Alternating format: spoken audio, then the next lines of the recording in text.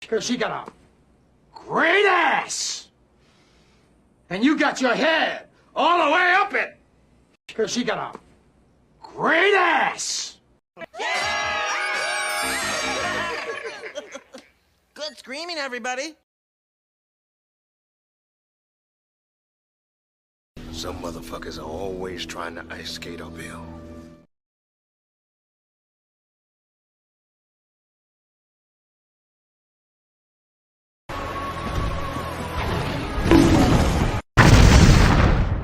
Ah! Hey, What? We're actually all here? we're really all early- here. I early read the link- last second too. Early link tonight. Oh, we're on? Oh, We're live. I'm surfing the internet over here. I wasn't even paying attention. Sorry, guys. How Literally made at the last second. I'm surfing a very specific area of the internet. I guess I Oh should my close these windows down and take it more seriously. welcome to the show. I don't know if you guys saw. I don't know if the thumbnail worked. Did you guys see the thumbnail today? Didn't work. Why didn't it work? Nothing worked. No idea. You can update it later. It's fine. Oh my god! Disaster. I made a special PHINK show thumbnail because this is now the PHINK show, which stands for Phill, Hyper Wizard, Irene, Narwhal, and Kelsey. I'm guessing some people will think that's a very appropriate name. I'm just shocked you managed to get Kelsey on. I mean, is this really Kelsey? Is this a simulation? Is this an AI? Like, what's Well, he happening? bribed me with booze and foot rubs. Rainey, you should learn a thing or two from this man. Oh, right. It's the foot rubs that gets Kelsey out of his hole. Yeah, I don't discriminate against feet. You know what I'm saying? I'm not. I don't discriminate. Good to know. Yeah. What's up, everybody? Welcome to the Creative Block. This week, it is my week to host, I guess. And so I called in a big favor from Kelsey. Thanks for being here, Kelsey. Oh, I'm just here to sell some shit. So, you know. Well, you guys could look at the description and see Kelsey's amazing Nexus book. If you click on that first link, it'll take you there. It's doing awesome on all the platforms that it's on, and it looks amazing. But welcome to the show. This is the show where we talk about creative stuff once a week, every Thursday night, rotating between all of our channels, sans Kelsey, but he is the special guest of honor tonight. And yeah, it's been a crazy week. It's been how's everybody's month going? You guys having a good April? I don't remember what I did this morning. Yeah, I think I'm ready for May. April can suck it. Very stressful. Bring it on. Bring on May Day. You're ready for the May flowers, is what you're telling me, which is good. And congrats, Narwhal, on your closeout last night. Yeah, thanks. Thanks for showing up, and thanks, Rini, for hosting. We boosted it 1,000, something like that. And so there is a stretch goal. The stretch goal is everyone gets a postcard of the meme that Alex made. Alex is a meme masterpiece. Alex VRB, yeah. Shout outs to Alex. Amazing meme. Yeah, all of us were here except for you, Jake. I feel really bad. Yeah, Jake, even I was there. Jake. Wait, Camel was even there, right? Didn't Camel even come on? Even Camel was there, and he died like a year ago. Yeah.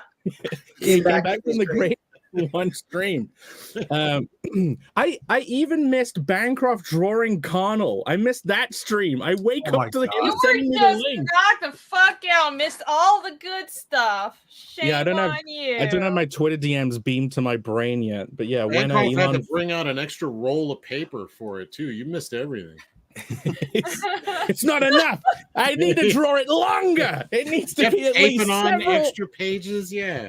We went through a whole roll of scotch tape. Hey, that reminds me, you got to do a fold-out gimmick book for Cardinal. Wait, it'll just keep folding out. It'll fold out. You think it'll done, and then it'll be a trick. You just fold it in the opposite way. For the hardcover, I need a blue vascular ribbon to be the bookmark of the hardcover. Every time I have to turn the page or bookmark, I'm like, yeah, like off. Get it out of my fingers. No, not like yeah, licking the only bookmark people obsessively lick. Put that in the intro. Well, this licky bookmarks. Check this out. Speaking of bookmarks, I got we've been fulfilling the last few days, so everybody check your mailboxes.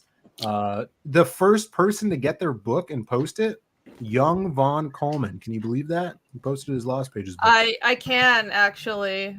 Yeah, I can. He's waiting by that enthusiasm is hard not to believe in. But check this out. I got I don't know if you've seen this, Kelsey. This is our bookmarks that we did. I know you hate bookmarks. Oh.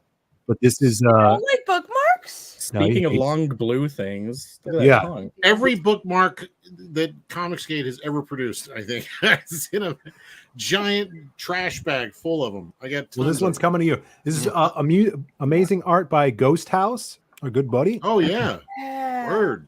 Jolly old Ghost House. And then on the other side is a Doug Mankey piece. Oh, nice. Doug. Killing it. Hail the Mankey. Yeah, the Mank. So those are in and going out. Of course, Roquefort trading card printed freaking fabulously. It's so cool. And then our other trading cards, we got a Joe Sontag's character, Reaper Destroyer, Tiger Blue, Crim, and this one's foil. So you got fancy. Shine. Oh, nice. Shine going on there. And then we got you might like this one, Kelsey. This is kind of a Bruce Timm inspired Crimstone. Oh, word, yeah. Oh, Bruce Timm. Who did that? This is Bruce Timmstone. This is an awesome artist named Rick Sellis. I found him on Instagram years ago, and love it. I've been having him do like every character we have in this style. So it's like a faux animated series trading card set that we're doing. Same person asked if I still drink copious amounts of liquor. The answer is yes. I'm a screwdriver right now. Never change. Of course. Never change, Kelsey. So tonight I have to go to sleep early because I have to be up for C2E2. 1 hour show, guys. Let's break that record. Woo! We could totally do this. But Let's speed run it. Go to bed. I was There's planning no on leaving in 20 minutes anyway, so yeah, I we don't can wrap this up quick. there's end it. no PowerPoint tonight. Sorry, to Really? disappoint. No PowerPoint. We've been properly Wow. lazy for like a whole month. Yeah, we've been Good job, phasing it guys. out. Well, that's the thing. If we do PowerPoints every week, people are gonna get tired. Like, how are we gonna miss you if you're always here, right? So Yes, Mhm. totally. We Hold off on totally the planned PowerPoint this for a minute. out. Yeah. Mhm. Absence makes the heart grow fonder. as they Yeah, say. familiarity breeds contempt. Yeah. So I wanted to scroll through some comics, and I wanted to talk about storytelling, a little bit of layout stuff that you would see back in the old days from like mid to late 80s comics, and then how vastly different the image age of storytelling is comparatively. So all of that happened before I was born. So I'm glad everybody on the panel is older than me, because you guys could do a lot of the talking, I feel like. So we're doing the ADBC of Phill Diaz. Yes. What does that mean?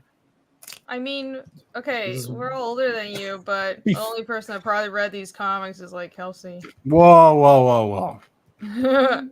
I wasn't paying attention. What was the whole premise? Start over. The show I really rests called on you your old. shoulders. He's going to talk about comics before Phill was born and after Phill was born in some Oh. kind of. Yeah, that's the. Well, I've seen them definition. all. I was just reading webcomics earlier before I came on, so I'm still Yeah. checking out the new I stuff. Even I wasn't saying Kelsey's extra old. I'm just saying none of us are like I read manga and I don't I read Yeah, I- literally everything. I've sampled all the goods the world has to offer.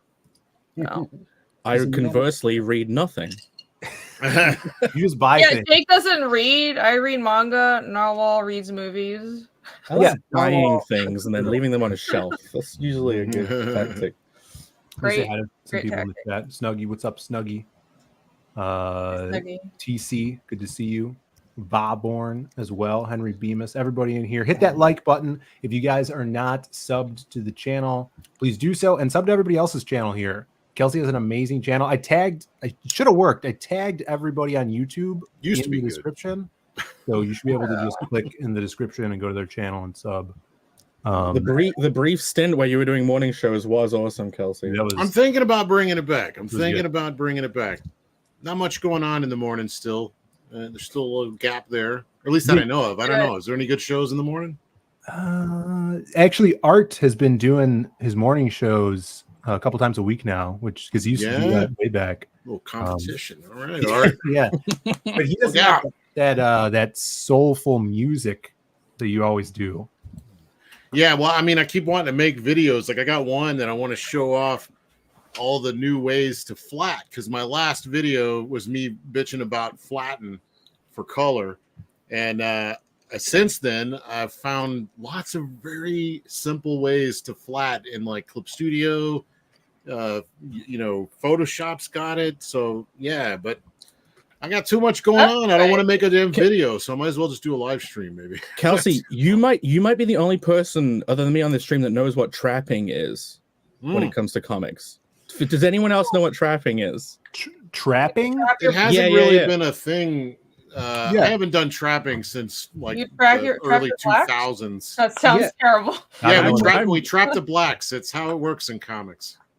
I do know what that is. I did do this. The black line of the artwork. artwork. It's not what it sounds like to lay people. You know how you got you see some comics that have like the black line and then there'll be a little white edge next to it. Well, that's because there's plate shift. The color like shifted over just like probably a few pixels in computer terms, but it's enough to make this like neon white edge. So you trap the line by filling in everything underneath the black, but you leave like a little bit of gap between the edge of the line art and the interior. So it sort of traps all the color and the lines so that you get no plate shifting. Am I correct, Hyper? Yeah. That's it. All right. It's preventing the grotesque halo. Yeah, I hate that halo. Do it. Is you double up your line art layer, but then you select it and you delete like a couple of pixels. It's very technical. Coloring is very technical. So you have like a shrunk version of your line art and you put that under your line art. So you double up the K value. and that way you ensure that the K value is dark and you don't get any gap. I haven't done it in years, and I've never had any plate shifting. So it makes me wonder if printing has gotten better since then, maybe, or now everything is really digital. So I don't know. Yeah, I've never had it. Like my colorist does it. I'm lazy, so I don't do it. I never had any problems. Yeah, I'm the same. Yeah. Someday I'll be like, oh no. Email words. I'm not sure it's a thing anymore. I don't know. Probably not. Yeah. I say that, and then my next book's going to have this nasty white halo around it. So I I better know, well, drop it anyway. Better safe than sorry. Shank will be plagued with plate shifts. Yeah. But see, I don't know. Now things are almost painted. Like I go in and I'm painting on top of the line art, underneath the line art. So, and you don't have to do that when you're dealing with painted art and things like that. So it makes me wonder if it's only when you have all this separation of all the layers. Maybe I don't know. I'm not technical. I just know where I'm going. Kelsey, I have a question because you did one of your hibernations not too long ago. You were gone for a while. But before that, you were doing a lot of watercolor and painting and stuff like that. Are you still playing around with that? Or? Well, I mean, I do it for graybeards. So, sure. We got like a big stack that I was looking at. Here's the last one. That's marker. That was like the peanuts. I have to do it in like an hour and a half. It's tricky. Here was the other one. That's my false start. Right there. On that last one, on the last panel, I wish there'd been no ball. Oh yeah, like you just kicked her and not the just ball. went straight for her. Oh damn, man. That'd have been a good one. That'd have been a good one. Yeah. So yeah, I mean, here was one. This was a failed attempt. All right. So like the week before, we were doing John Buscema, and I did Wolverine, and I'm forgetting this guy's name, but it wasn't coming out good. So I whipped out the gouache and started like painting on it more and more and more. And I was like, what the hell am I doing? I got work to do. So yeah. Yeah, but I still play with it. I bounce back and forth between digital and doing it by hand. And I'm like, on one hand, digital, I don't have to scan anything. I don't have to add to like copious amounts of artwork that I have in the house. But on the other hand, that's what the people want. So I don't know. I'm like torn. I'm torn between my own laziness and appeasing the comic book fan out there. Yeah, because both are equally important to me. The eternal struggle. We all know that feeling. It's an ever-changing enigma with you, Kelsey. We'll see. You have to see where that goes.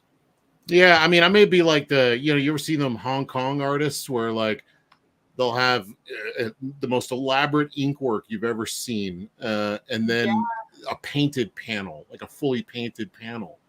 I don't know. Yeah. I go that way, just like whatever the impulse brings. Oh yeah, dude, the Wuxia style, that stuff is amazing. Yeah, it's fantastic. Yeah, it's crazy seeing artists do stuff like that. Even like that kind of reminds me, even on like Frank Miller's Wolverine stuff, like him using photos in the backgrounds as backgrounds, and I'm sure Sienkiewicz has done that so much too. I'm gonna get AI to do all my backgrounds. Fuck it. There you go.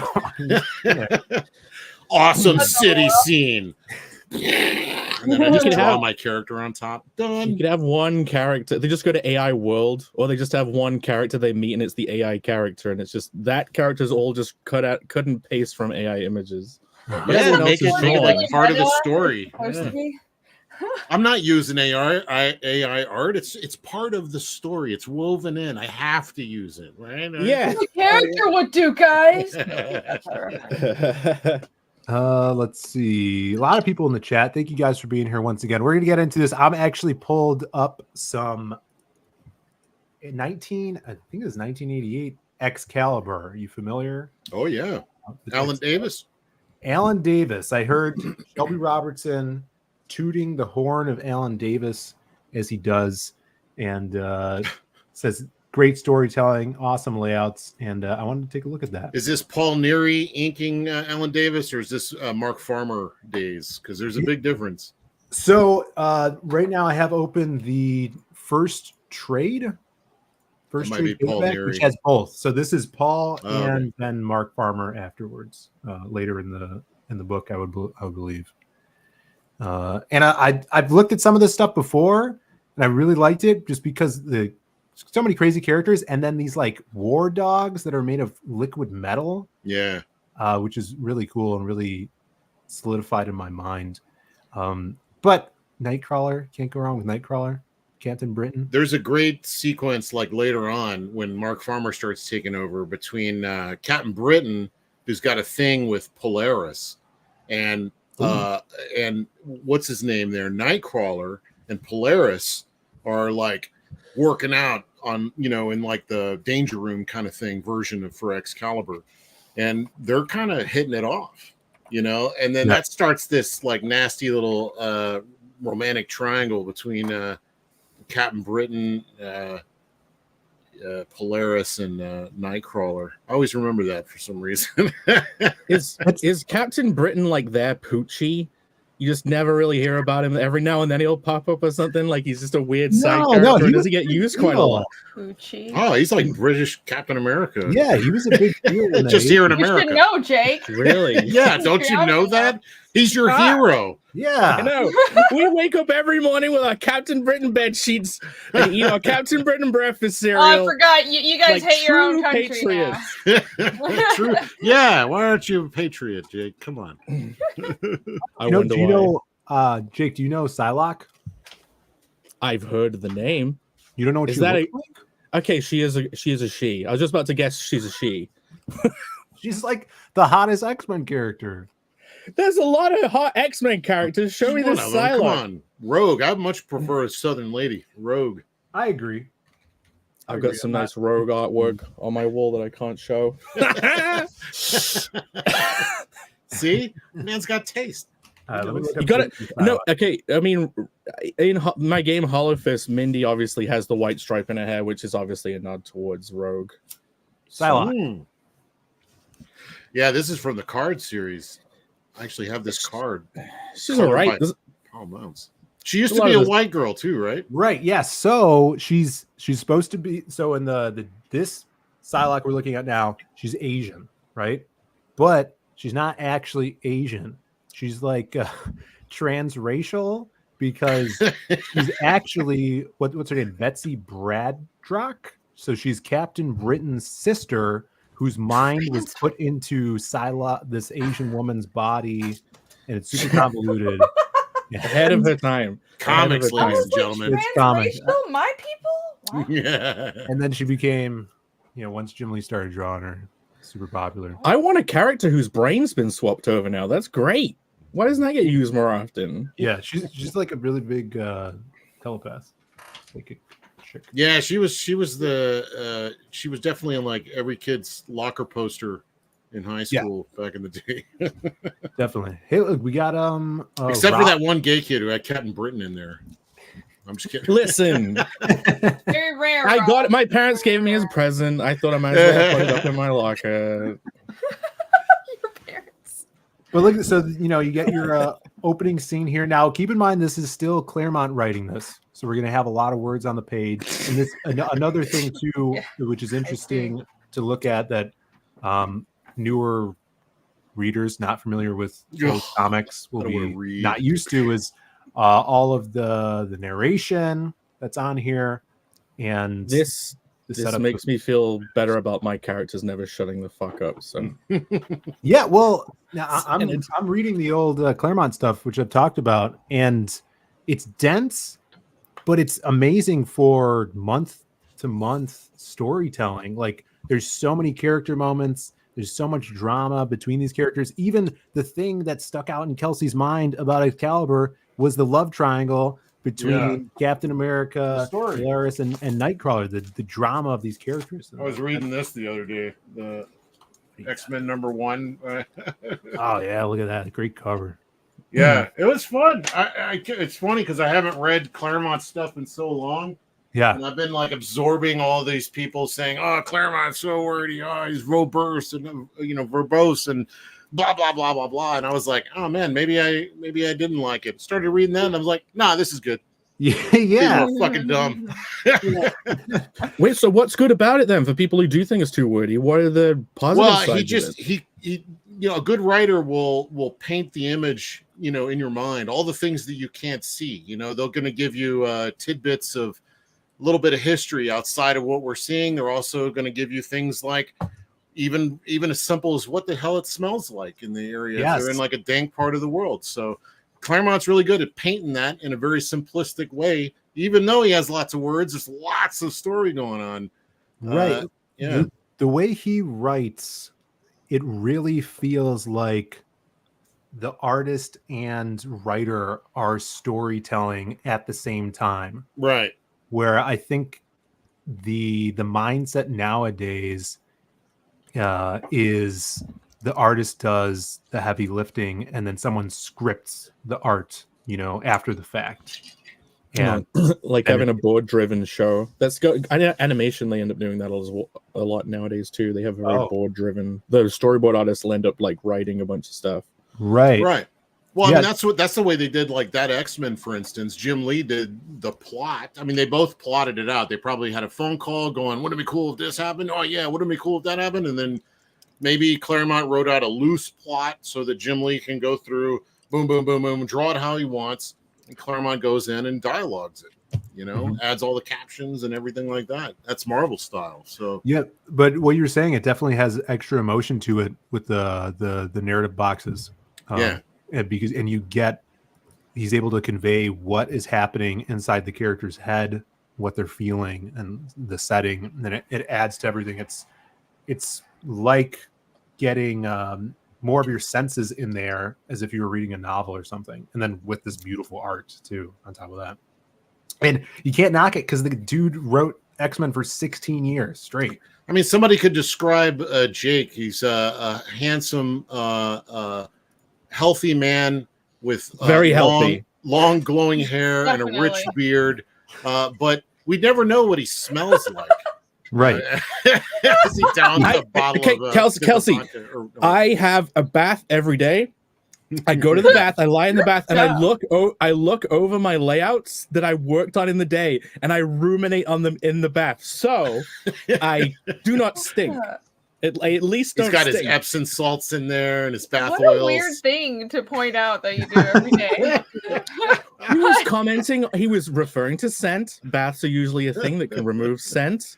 And then you get the other level. He was thinking while looking at his mini pages. I wonder what's this person's toe tastes like. Great pitch, Jake. Great pitch. So you're gonna have like a level of visual storytelling. You're gonna have like the thought process that gives you a whole other level of storytelling. And then you got your captions, which give you all kinds of other stuff. Oh my god. Yeah, so pay attention to the storytelling, everybody. I imagine he smells like jasmine. Sage. I hope not sage. That means for the next convention for heroes, I need to get some kind of jasmine perfume to make sure Kelsey's correct. Oh no. I'm gonna douse myself in patchouli and give you a big hug. You'll squeeze me and potpourri will start coming out my ears. Okay. Oh, what are we talking about? We're talking about this. So comics, right? Very lost. Thanks for the compliments, Nuggies. His lost pages feels like that to me, Phil. I could derail a show. You better like reel me in here. Let's come on in here. Check out this spread, establishing the team, and they're on some sort of movie set, which is weird. This dipped into some like weird, almost not. I guess almost like psychedelic, but surreal is the word I'm looking for. Like especially this first story arc. There's a lot of surrealism. Someone controlling the minds of the X-Men. Kitty Pryde here, great expression. Who is this character? This I don't know. I mean, I think this is a villain. I don't know who the big face is. Ellie's saying this scene always creeped him out as a kid. It's the mind control stuff. And you got a little Mojo hints, Mojo Network. So it might have some. Yeah, it looks like they're on really good. A TV set. And yeah, he acts with his characters. I always loved Alan Davis because he is acting his ass off in these spaces. Yeah, I like it. I think some older American comics, I like how expressive manga is, and that was a barrier for American comics. But this is like really expressive. Yeah, and another thing too, I want to focus on is the layouts. Like I mean, it's in the 90s. I didn't really, when you think of 90s stuff, big splashes everywhere, and it kind of makes people forget about like the thirds, like the third panels. Like when I used to do, I used to lay out the old silhouette stories. I would do everything by those like third panels if it was like a 9-panel grid, and those are beats and moments. And when you look at these Claremont books, that's how he's able to put so much information into each issue, is because he uses those moments. And maybe he'll dedicate one page to a character moment that has 6 panels on it, and that's where you get the personality of these characters. And look how many balloons he fits in one panel here. It kind of makes me think of like watching Speed Racer, and they're, or like when you see like dubs where the person is like speaking another language and they're going off for paragraphs, and then there's just one little, moment, one little phrase, I feel fine, but this is like that, where there's like, sometimes it seems like one moment of action that should go really quickly, but they're talking so much. Someone's it's falling. Like running in slow motion. Boy, I sure wish I'd gotten. Someone's falling from the sky and saying like 3 paragraphs of stuff before they hit the ground. Well, I would love to see one of his scripts, and I'm sure they're available. Like I'm sure I could look it up, because I wonder if he wrote full script and gave his artists like dialogue as well. Because look how much room Alan Davis is leaving in this third panel here for dialogue. Yeah, maybe he did. Depending on who, because I mean, I keep going back to that X-Men #1. Jim Lee had like massive power as an artist, and he could dictate at that point his own plot. So maybe at that point, a guy like Claremont's just like, screw it, I'm not going to put that much work into it if he's just going to like change. I'll write it in afterwards. Yeah. But Alan Davis is a pro. Alan Davis does a lot of his own scripting nowadays, and has for a while. He's a good writer, so he must have a respect for it in that way. Yeah, and a good comic artist will build the lettering into your layouts. You'll think of the lettering early on, and you leave room and make sure the text can fit. So I've had some letterers yell at me that I don't leave them enough room, and I realized that I got to pull back the camera a little bit and just build in a little bit of room in the composition, and so far. And then you get somebody like Eric Weathers, for instance, and he just has an instinct for where to put things in a good spot. So Rob says Storm's personality is hot garbage. Discuss. Okay. This tells me, and I don't want to spoil anything in this book. I would say Rob has not. She's a queen. X-Men, because the stuff I'm reading, the Claremont stuff, from Dave Cockrum to John Byrne, there's probably like, I've read maybe 20 issues right now, and there's probably like 4 instances where she is talking about how she wants to be naked, and it's foolish that all of you Americans wear so much clothes. And there's like 2 instances where she is naked in the books, and her body is just covered by her white hair. Like, Rob, that sounds like a wonderful personality. I don't know what you're talking about. Very interesting. She's like all like running through the forest naked. Like that's her personality. It's really funny that's what comes through on the page. Wait, so she's just a giant hippie the whole book? Well, I mean, she grew up in Africa. Yeah, she was like a thief. Home of the hippies. Home of the hippies. Africa. Africa. Can't move the hippies in Africa. So. There we go, Rob. Rob says, I was wrong. She was our queen. There you go. If she's hot, it doesn't matter if she's garbage. She used to have a mohawk too, which is rocking. Big white mohawk. Yeah, that's right. As ever she lost her powers. Yeah, and I don't. Storm, she was never my favorite. I never really paid attention. I was like, yeah. Where's Rogue? You know. Yeah, so check this. So this is Jean Grey, Phoenix. I mean, she has the Phoenix Force. Oh, I'm not familiar with costume. Yeah, I didn't pay weird much attention costume. to stuff. But everything that's happening here is like each character is fear coming to light. Look at here's all these weird chrome dogs coming out of the X-Men's mouths chasing Kitty Pryde. And I wanted to point out too up here, Kitty in this face, if you exaggerate it a little bit more, it's almost a manga face. Like that. It's very expressive and manga-y. That's why I like it. It's good stuff. Yeah, and I love all that the little shot of her anatomy at and the the bottom. composition. Yeah, it's all really good. Look at the Alan Davis. motion of her sleeves. I'm really liking. I'm seeing all these. Just the 80s were. This is 80s, right? 80s. Yeah. Still? This Yeah, was yeah. 80s. The 80s was a good time, and just everywhere. Manga look cool. American comics look cool. Big hair, big sleeves. Like, let's go back. Is it Phoenix who's in the red? Yes. She kind of loaned her part of her eyes. Yeah. Oh, You take the. what happened? What I'm Yeah, not he had some feeling real is- style quirks back then, and he was using a lot of like full body shots, and then like later in his career, he learned how to control that camera, and man, he'll put so much on a page and like have characters going off the page, and but he never lost that sense of like acting, you know, that his characters have. Yeah, really good face. I hate the rat tail though. Yeah, yeah, the Not a 80s. great design. I love Professor X's pants. Love that. Yeah, his Who would jodhpurs. design characters with a rat tail? We do have a super chat for this is for Kelsey for K2000 for $10. Thank you, K2000. Kelsey, can you check your emails? I'm waiting to get some orders from you. Oh, okay.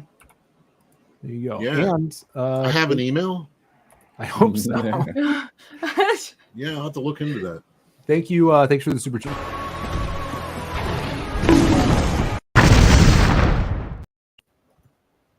There you go. Quick bonk. Snuggy says Kitty Pryde was annoying AF. See, that's weird because Yeah. Ron Coleman says Kitty is his favorite character. What? Yeah. Wonder why. I always trust Vaughn's opinion on everything. I just like pointing it out. I wonder why. That's weird. Because she can pass through walls. Most So, like when his relatable. mom for him? walks in the door, she can like fade away into the next room. Quick, Yeah. quick, fade into the next room. That's what Vaughn's thinking. That's what I'm thinking. Awesome one likes Kitty. Who? Awesome one in the chat. Oh, Got some Kitty fans in the chat. Shadow Cat, right? I love the coloring in these scenes too. How they're, influencing the mood of the reader. Obviously, some horror stuff going on. Really intense emotion. it almost looks like watercolor. Yeah. It That does is- look like that. You know, like your typical comic coloring over the time. Great lettering too. This is her powers are cool in comics. Like that's a cool image. Someone walking through walls and stuff. Yeah. That's why Vaughn likes it. Just looks cool. All these Lockheed. Look at that hair. And I've noticed too on a lot of the pages, he'll do your straight up storytelling panels, and then near the end of the page, do these anchor shots that are void of background and outside of the panels. Seems like, and even on this page as well, he has that. Previously, when Phoenix is getting chained up, And this is before Todd McFarlane's, whole philosophy, right? With the With- anchor images and the anchor shots. no character the same size on a page. They all have to be different variety of sizes. Yeah. Use silhouettes, use open panels, anything you can do to make each page look interesting. Whoa, what's going on here? See, this is why Captain Britain's cool, Jake. He's sitting there drinking and sweating. And Sitting there fucking crying. He's so cool. Man, I really wish people would cry more in my comics. you guys as heroes, man. We need to learn a thing or two from. This mermaid chick's hot. Some of these layouts are nice, though. I mean, go back up. I'm sorry to make you scroll back up again. There was like a couple of really nice pages. Keep going. I was muted and I was like, this is nice because it's got like 2 open panels and then like 3 in the middle, but then the 2 either side of the main one are like similarly thin. But then you don't keep it too mirrored because you have the one at the end. Like, this is a nice page. And then, like, if you go up again, look, it's even getting the swoosh from behind the panel on the bottom of that. Go up another one. Another one. Where is this page gone? It was like it's down lower. Probably down. Yeah, it must be down. No, it's that one. It's that one. Sorry. Fucking hell, I'm ruining it. Yeah. I like that you have the 2 kind of open panels at both corners, but one of them's closed, but it's just behind the other ones. Yeah. And then you have the two wide ones at the top right, and then 2 tall, thin ones at the bottom left. I just really like this page. How do you even... These artists' minds just work on... I can't comprehend, like, to craft this on purpose. It's so cool. that's the job, purpose. Phil. That's the job. Is this why we pay you guys so much? Yeah. Sometimes this is why we get paid these extravagant dollars that we get.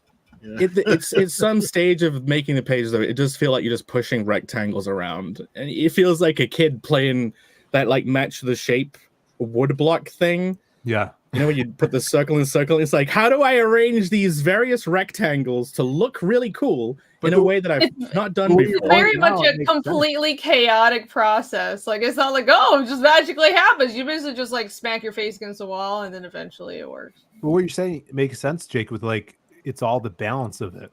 Like, if one side of the page has a weight to it and you balance it with the other, it's really interesting to... I wish you had the 2-page view so you could see the balance across the spread as well. Yeah. Good point. Can't do that like this. But then again, like, we'll see if it is double page spread, it's usually side by side. But how often was Alan Davis throwing double page spreads? And you notice that each page has kind of like an entry and an exit. You know, there's like people coming into a scene and then leaving. Yeah. Look at this, is insane. We've never talked about that. We talked before about like entering a story. You kind of go through a portal at the beginning. So it's good at the beginning of the story to have characters like approaching something or walking into a room, but having it per page is a pretty cool. Yeah, you used to get a lot of cross in these per page in these old books. These guys' hats. Just give them a crappy generic robot body, but the hats have to be spectacular. The musketeer hat. All the motion here moves really well. Contrast. So you see They did the chrome and the hilt of the sword. how like the motion moves from panel to panel too, and he's varying his head sizes. So you don't want your panels to have the same head sizes in general. Vary head sizes across the page, and all the motion is moving to the next panel. There's something drawing your eye to the next panel in every panel, so the momentum keeps moving forward. Great Nightcrawler. Look at that hair, Reenie. I love that hair. Oh my gosh, the hair!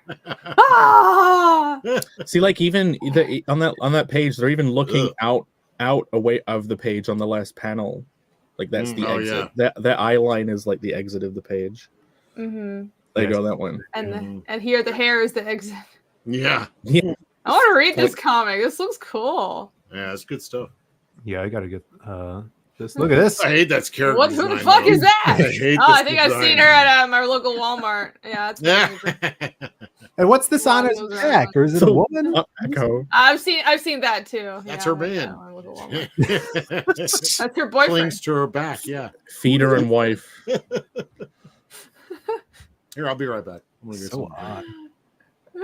Crazy design. Let's see what people in the chat are saying. I like how we're like normal superhero X-Men stuff. Suddenly, this like fucking trippy ass alien on LSD figure with a Oompa Loompa on her shoulder. This story arc has some surreal stuff going on in it, but I think it's because Mojo's like puppeting everything, and he's this interdimensional alien who is of a species that doesn't have any bones. I think, right? So he's just fat glob, and he not even the important one.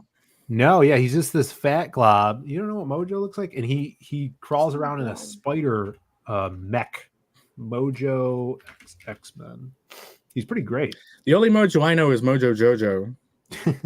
Yeah, Maybe so. I have no idea what you're talking about. Oh, look at him. Bancroft I says like- Warlock's about there. Oh man, I like that this is character. Okay, this quite is a one of my design. favorites. This is Okay. Yeah, Mojo's awesome. So he's like he's a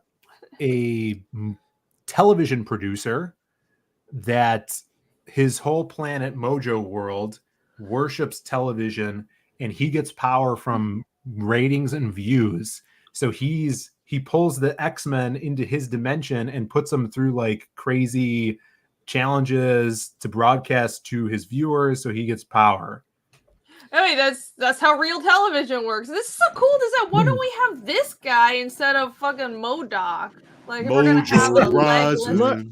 Mojo is This is better way than cooler. Mojo. This guy should have evolved from it should be in the backstory that his people evolved from potatoes, so they could just be couch potatoes who love TV. I think they're spineless. That's their.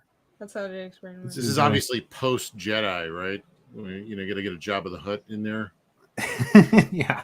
Though didn't they give Darth Maul spider legs like this after No, Darth Thingy, Phantom Red guy. Yeah, Darth Maul. I thought you were for a second. I thought you meant I was fucking hell. Darth I thought you meant Darth Vader. I was like, nah, the other guy. Fucking hell. Drinking too much. Or not enough. No, He Does was that mean actually in the new Does that mean cartoon. Darth Maul don't got no dick? Yeah, he doesn't have a penis. Darth Dick. Yeah. What? This Just make fun of canon? it. Darth never getting it up again, bitch. It's like, ah. All right, did we figure out who this warlock is? Huh? Who this person is? Do you remember this person? Nobody cares. Warlock. The Wouldn't world's wanna be first alive cuck, right? The if little I- guy on her back. Dick. What's a good Oh yeah, was that? Oh, the White Queen? baby. Why is that energy? Oh, great. And Lizard What? Freak. Weird ass book. Look at this. This is so strange. I Oh forgot my about the god. floating baby. Are they just fantasy dream characters in someone's imagination now? Or are they like actually? No, I wish I sent the link to Shelby. You want to see some weird characters? Check out Alien Legion. That book is wild. When did that was early 90s, right? No, that was another 80s book. Carl Potts and I think Larry Stroman did my favorite stuff. Also with Mark Farmer, who ends up on this book. Chuck Dixon wrote a bunch of those. But it's like, you know, like the Foreign Legion, but with aliens in space. Alien Legion. Yeah, I've heard you talk about it before. It's great. I love it. But yeah, wacky characters like this, you know, just real out there comic book kind of stuff. Yeah, look at this stuff. Yeah, these guys What are is cool. a chrome dog? This is Alien Legion. Oh, this is like early stuff. Yeah. Should I go deeper? Well, if you look up Until she says stop, Phil. yeah, not these, but like if you look up Alien Legion, it's like a mini series that Larry Stroman did and Chuck Dixon. Larry Stroman, Alien Legion. He did a bunch of the main book, but check out Tenants of Hell. Is that it? Do they have that in there? Is that it? Tenants of Hell. Yeah, there we go. I don't know if this is the one I'm thinking of, though. Maybe one of them. It's interesting how you could find any comic book online I love it. and then just look at it. Oh yeah, this looks like Stroke. Yeah, look at that. He came on Graybeards, and I asked him about this. He painted this with like, I forgot what he said. What did he say? Like, it was like spray paint, like he found it at a hardware Oh store. yeah. I remember him saying that. What? Like, Yeah. right? Surely he means airbrush, not No, like Oh, can, spray can spray paint. This is what I love about certain artists. Artists are weird. They'll just like there was Andrew Robinson's a really great artist, and he started painting. And I remember being at the studio that he was at in Georgia, and Tony Harris was there, and he like borrowed some watercolor paints or something like that. And Tony's like grumbling over the side, always borrowing my colors and stuff, you know. And then he goes over and he's like doing this piece in charcoal, and he's like, "You can't do watercolors over charcoal. And Andrew's like, oh, well, I'll just give it a shot. And then, later that day we came and it came back and it was this beautiful painting. And Tony Harris is like, oh, well, you can borrow my colors anytime. It's okay. Yeah, somehow he just didn't know any better and he did it anyway, so some artists are honestly like that. a lot of art is that you don't know the rules. It's just like Don't tell me I can't do something. What is it? What's the Han Solo line? Never tell me the odds. This is like he's doing. Yeah, these are some wacky designs. I did this colors too. I don't know who colored this. Paul Mounts, maybe. Lots of open space on these. Yeah, I always liked his design. He had this crazy design. Nobody drew like him. That's what attracted me to his stuff. There's so many of these guys. I love Walt Simonson because nobody draws like Simonson. Yeah. Mark Texeira. Nobody draws like Tex. Yeah, this Simon Beasley. Nobody draws like Simon Beasley. They try real hard to draw like Simon Beasley, but it ain't happening. This is awesome. This profile shot here, and it's just the non-symmetry of this page where this is a really thin panel and there's a really wide panel. They're full horizontal up and down. Yeah. Really striking. That's cool. Yeah, I can't get the hang of the tall panels. I get because I'm like a film guy, so I love wide panels, and I'm always thinking that way. But McFarlane Kelsey, always did the tall panels. Tall panels are so easy. They're so easy. You only have to draw a little bit of something and then have space at the top for some text. That's kind of the secret to tall panels. They're kind of like cheating. Well, the problem is if you want people to read down and actually read the art, you got to put some other dialogue down below, or put the dialogue down below so that you have to read the character and then read the dialogue. But then you gotta only seasoned comic book readers can, they're not just going to read straight across all the panels down the page. They're going to know to read down each panel. Man, every time I do tall panels, I'll actually avoid doing that. I'll avoid putting it down because I won't want people to think they have to go down and read and come back up. They'll read it and then they'll kind of pull back and look at the art rather than having to get really specific information from the bottom. I feel like that would be taxing for them. Say your barbarian guy, you got him at the top and he's like, I might have gone too far, and then you look down and his dick it's if you follow your eye follows it down to and then you reveal it's wrapped around a rock or something. You know what I mean? You can. I got it caught on something, not another rock. Right, but there's a way you can do it that you can reveal information and go down. True. If done right, I pulled this up because I know that he does it a lot. A lot of tall panels in Spawn. That Earth one. That's great. Yeah, because he's got the Earth going across the page, so it works really well. But then you notice he adds those lines, the horizontal lines at the edge of the border. Maybe that's him thinking, I need to draw your eye down to read the rest, maybe. Yeah.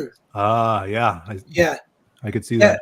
With tall panels too, it's our eyes, one eye sees a square and two eyes sees that perfect rectangle that is cinema. So that's our eyes are used to that. If you go outside of that, then a lot of times that will simulate a head tilt. So it's distortion kind of. So it's if you can kind of distort the perspective with a tall panel where it kind of will feel like a camera move. So it's it can look like it's looking straight down at something at the bottom and then it's looking straight across at something at the top, Well, reading some of these, I remember. Okay. I remember. I think was it in Scott McCloud's book or somewhere during that scat or whatever.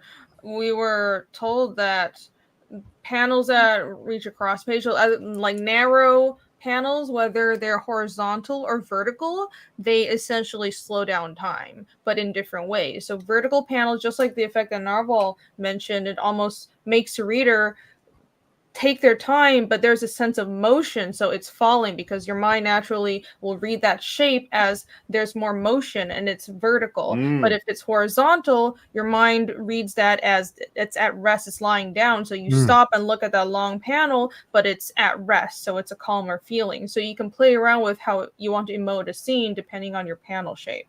You went to SCAD? Yeah. Did you know John Lowe? Did you ever get to meet John Lowe? Yeah. Yeah, I could have been your teacher.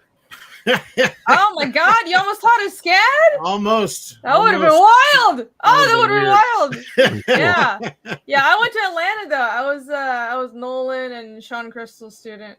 Wow. Good times. Okay. Yeah, I wish I did that. Good times. SCAD's a really cool school. It's good. Yeah, it was ridiculously expensive in the comics department. It was good. Yeah. Yo, we got D-Whams in the chat. Hey. Hi. Thanks for being here, brother. And Shelby. Shelby says, Phil, go find that issue where Al Simmons makes himself white. He doesn't make himself What? white. That's a curse. Like, you want to go back? Okay, here, I'll let you go back to your wife. And he brings him back to reality as a white man. And it's like, you asshole, never make a deal with the devil. He's going to mess you up. Shelby, I should have brought you on the panel because we were talking about Alan Davis's weird as hell Excalibur shit. And no one knows what this big Majin Buu looking. I gotta admit, I didn't read like the first part of this. I ended up reading it like later because I fell in love with Alan Davis and Mark Farmer. I wasn't into Paul Neary, so I just started where Mark Farmer. Is it that much of a difference? To me, it is. Yeah. Well, I mean, and Alan Davis got a lot better too. It's not just Mark Farmer's edition. Sure. And I like Paul Neary a lot. He actually went on to ink. Some say an Alan Davis clone, but I disagree.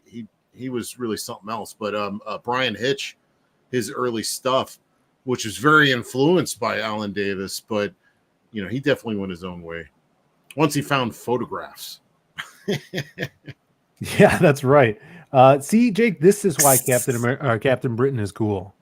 He does that hair whip when he comes out of the water, and his hair whips back like a woman. Yeah, yeah. Like a fashion model. It's like coming out of the bath every night, Phil. Farrah Fawcett. This is how Jake looks every time he comes out of his. That's when I get out the bath. Like shit. It just smacks back into your face. Wait, no, then I slip as soon as on all the water that's all over the floors. Oh, that's what happened to you. Yeah, makes sense. Captain so Britain. all that banging head. That's why I lost so many brain cells. Man, Captain Britain makes sense. He's such a whiner. Look at this guy. Every page I see him in, he's just like, why? That is a very whiny body mode. He's like, eh! I'm so tortured. Why wasn't I born American? Why won't the Queen give me a knighthood? I sure I've been a good boy.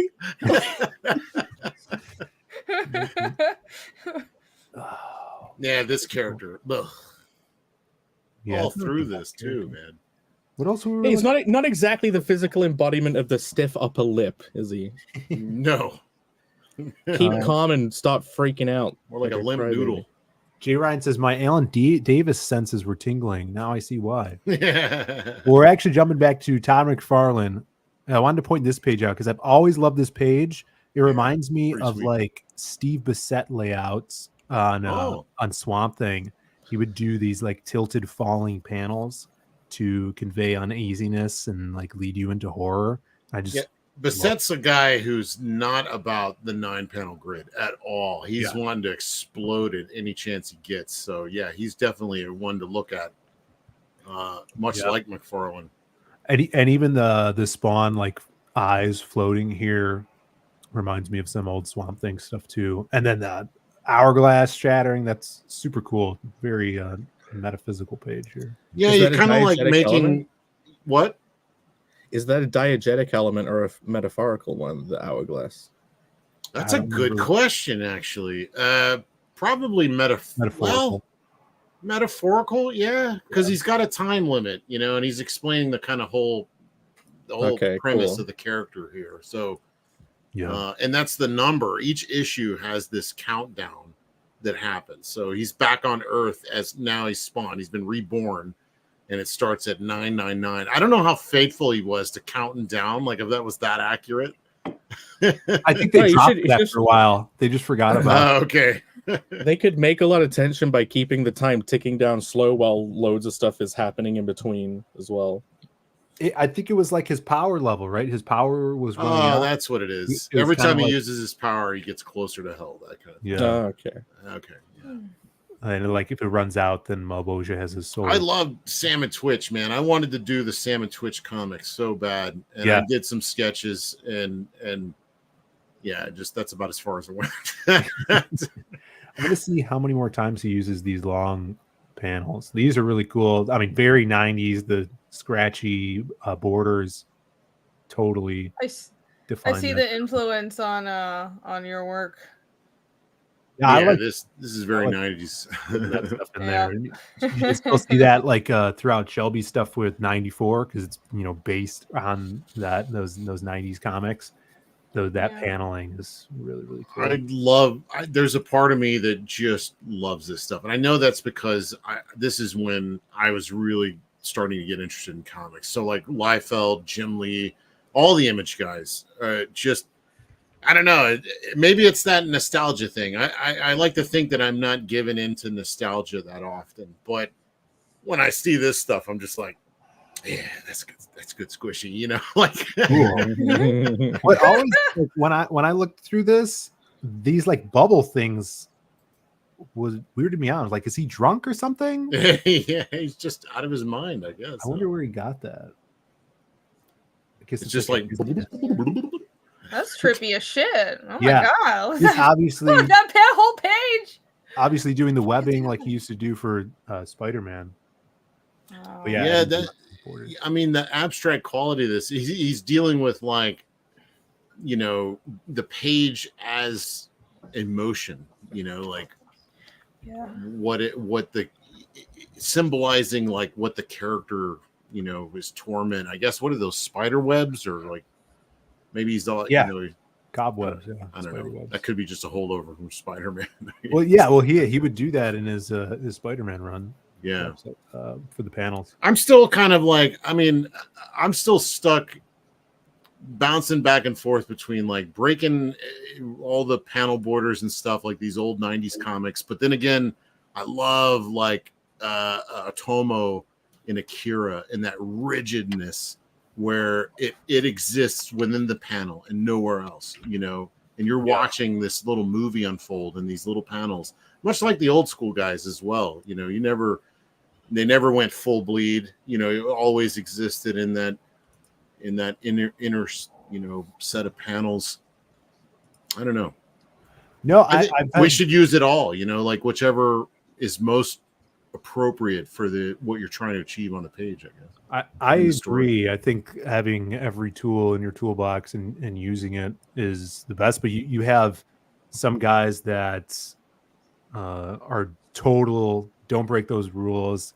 All of these spider webs on your panels is just a distraction from the reader. You're not telling a clear story when you do stuff like that. Like I've talked to successful artists that's their vision and how they want their books to look very clean and classic. And on the other hand, there's guys that go full balls to the wall, 5 splash pages for every 20 pages, I remember seeing this and thinking, is he made out of like hamburger meat or something? Like, Yeah. I had no idea what was he. I didn't think about him being burned. I was so confused by how weird he looked. And this guy looks even weirder. See, this is something that I struggle with a lot because, like, you see him do these things, which are completely devoid of any kind of reality whatsoever. It exists in comics alone, or animation, or anything like that.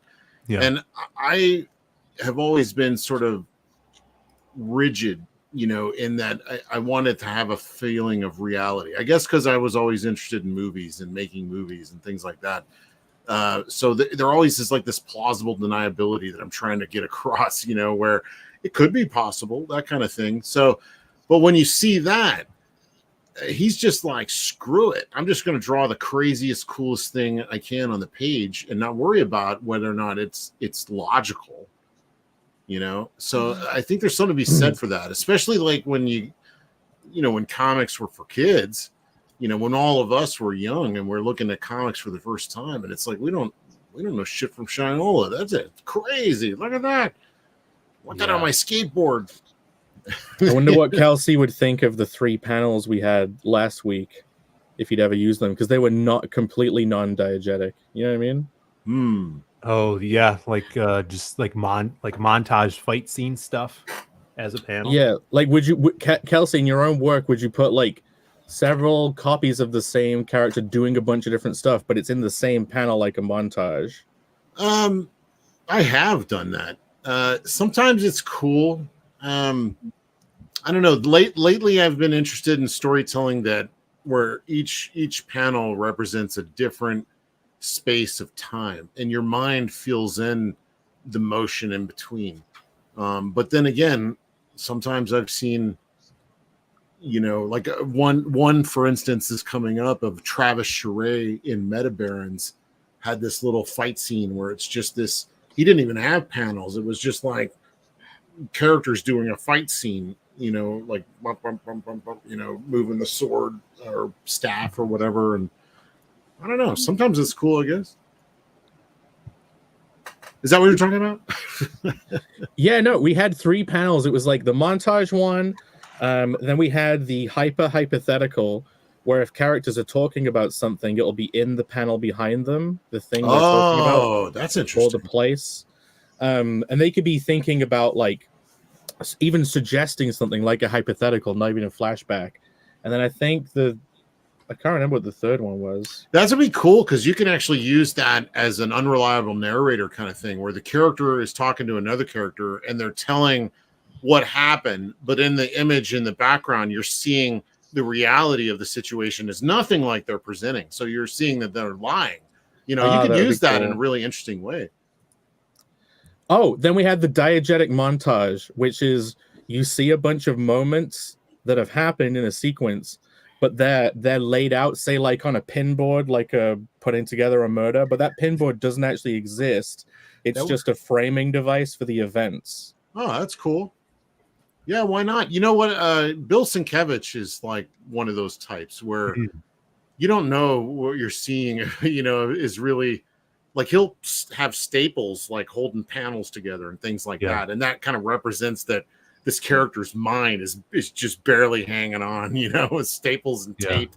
And he'll literally just put that in there to kind of represent that stuff. We got I love that kind of stuff. Matt Weldon in the chat. What's up, Matt? Yo, Weldon? what's up?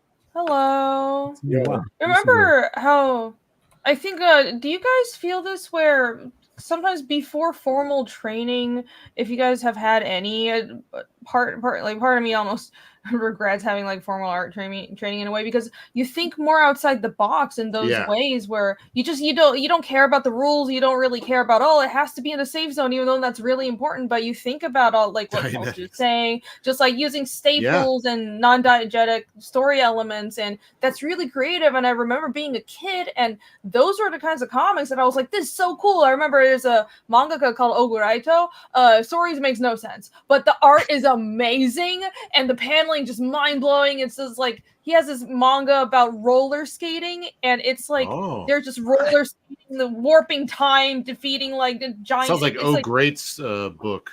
It is Oguraito. Oh, great. Yeah. Oh, okay. I didn't know. Yeah, I just call him Oh Great.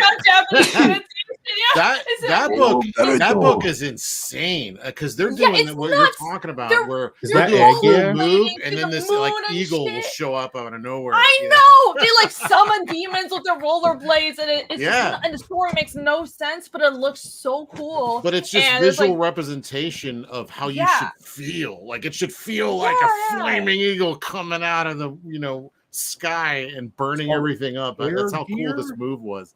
I want to relearn that. I want to get back to that. No, I know what you're feeling, because like I put myself through my own formal education where I learned anatomy and proper what do you call it, perspective, and all the storytelling rules and all the air gear. There you go. There Phill. you go. And I find now that I'm completely bored of everything I'm doing. So I want to go back to like that, just don't give a Still. shit kind of attitude. 'Cause Yeah, that's what I'm trying to comics bring are. back the cool factor. I spent too long caring about roles. Oh, you got it. Exactly.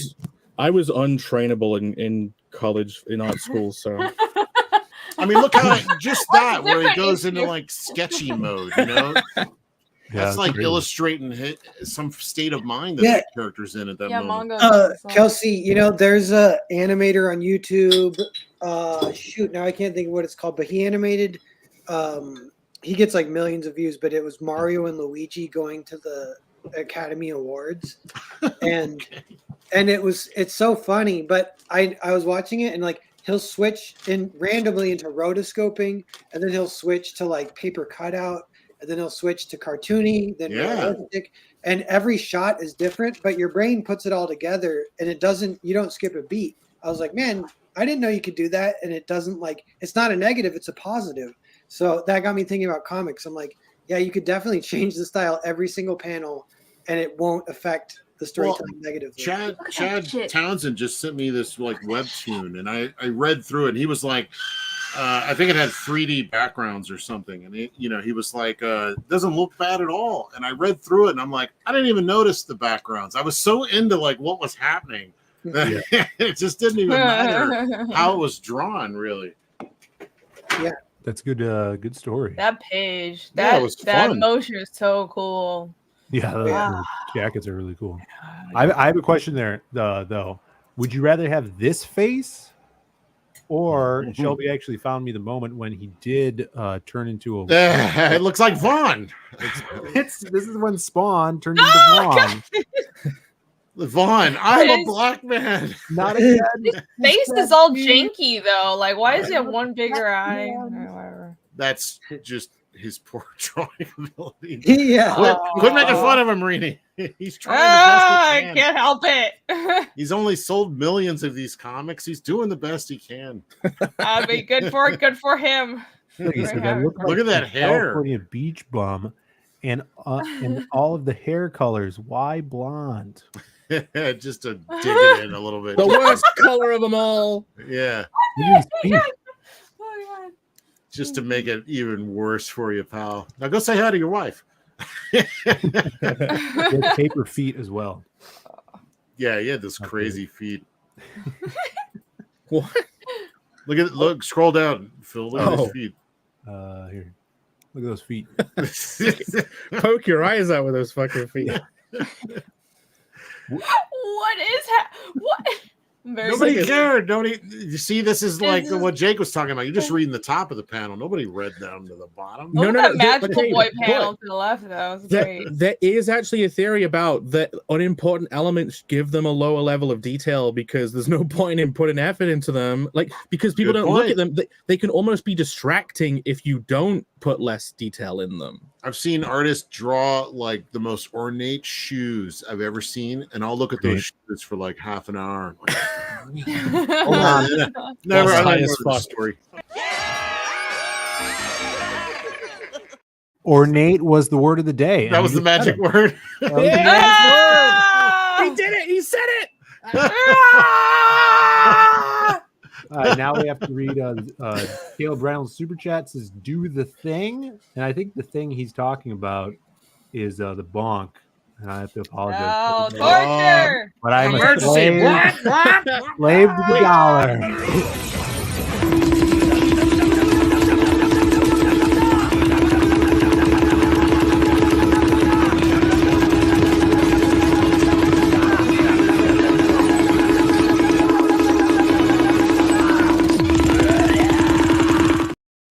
An ornate drop and a bonk. Irene's gonna fall into a coma if I'm not careful. Yeah. I'm already internally having a meltdown right now. I'm just screaming inside.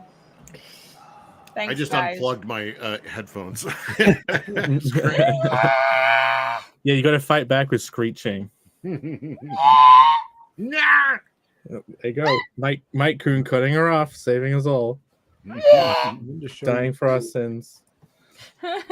This baby makes Kitty Pryde really fat at one point.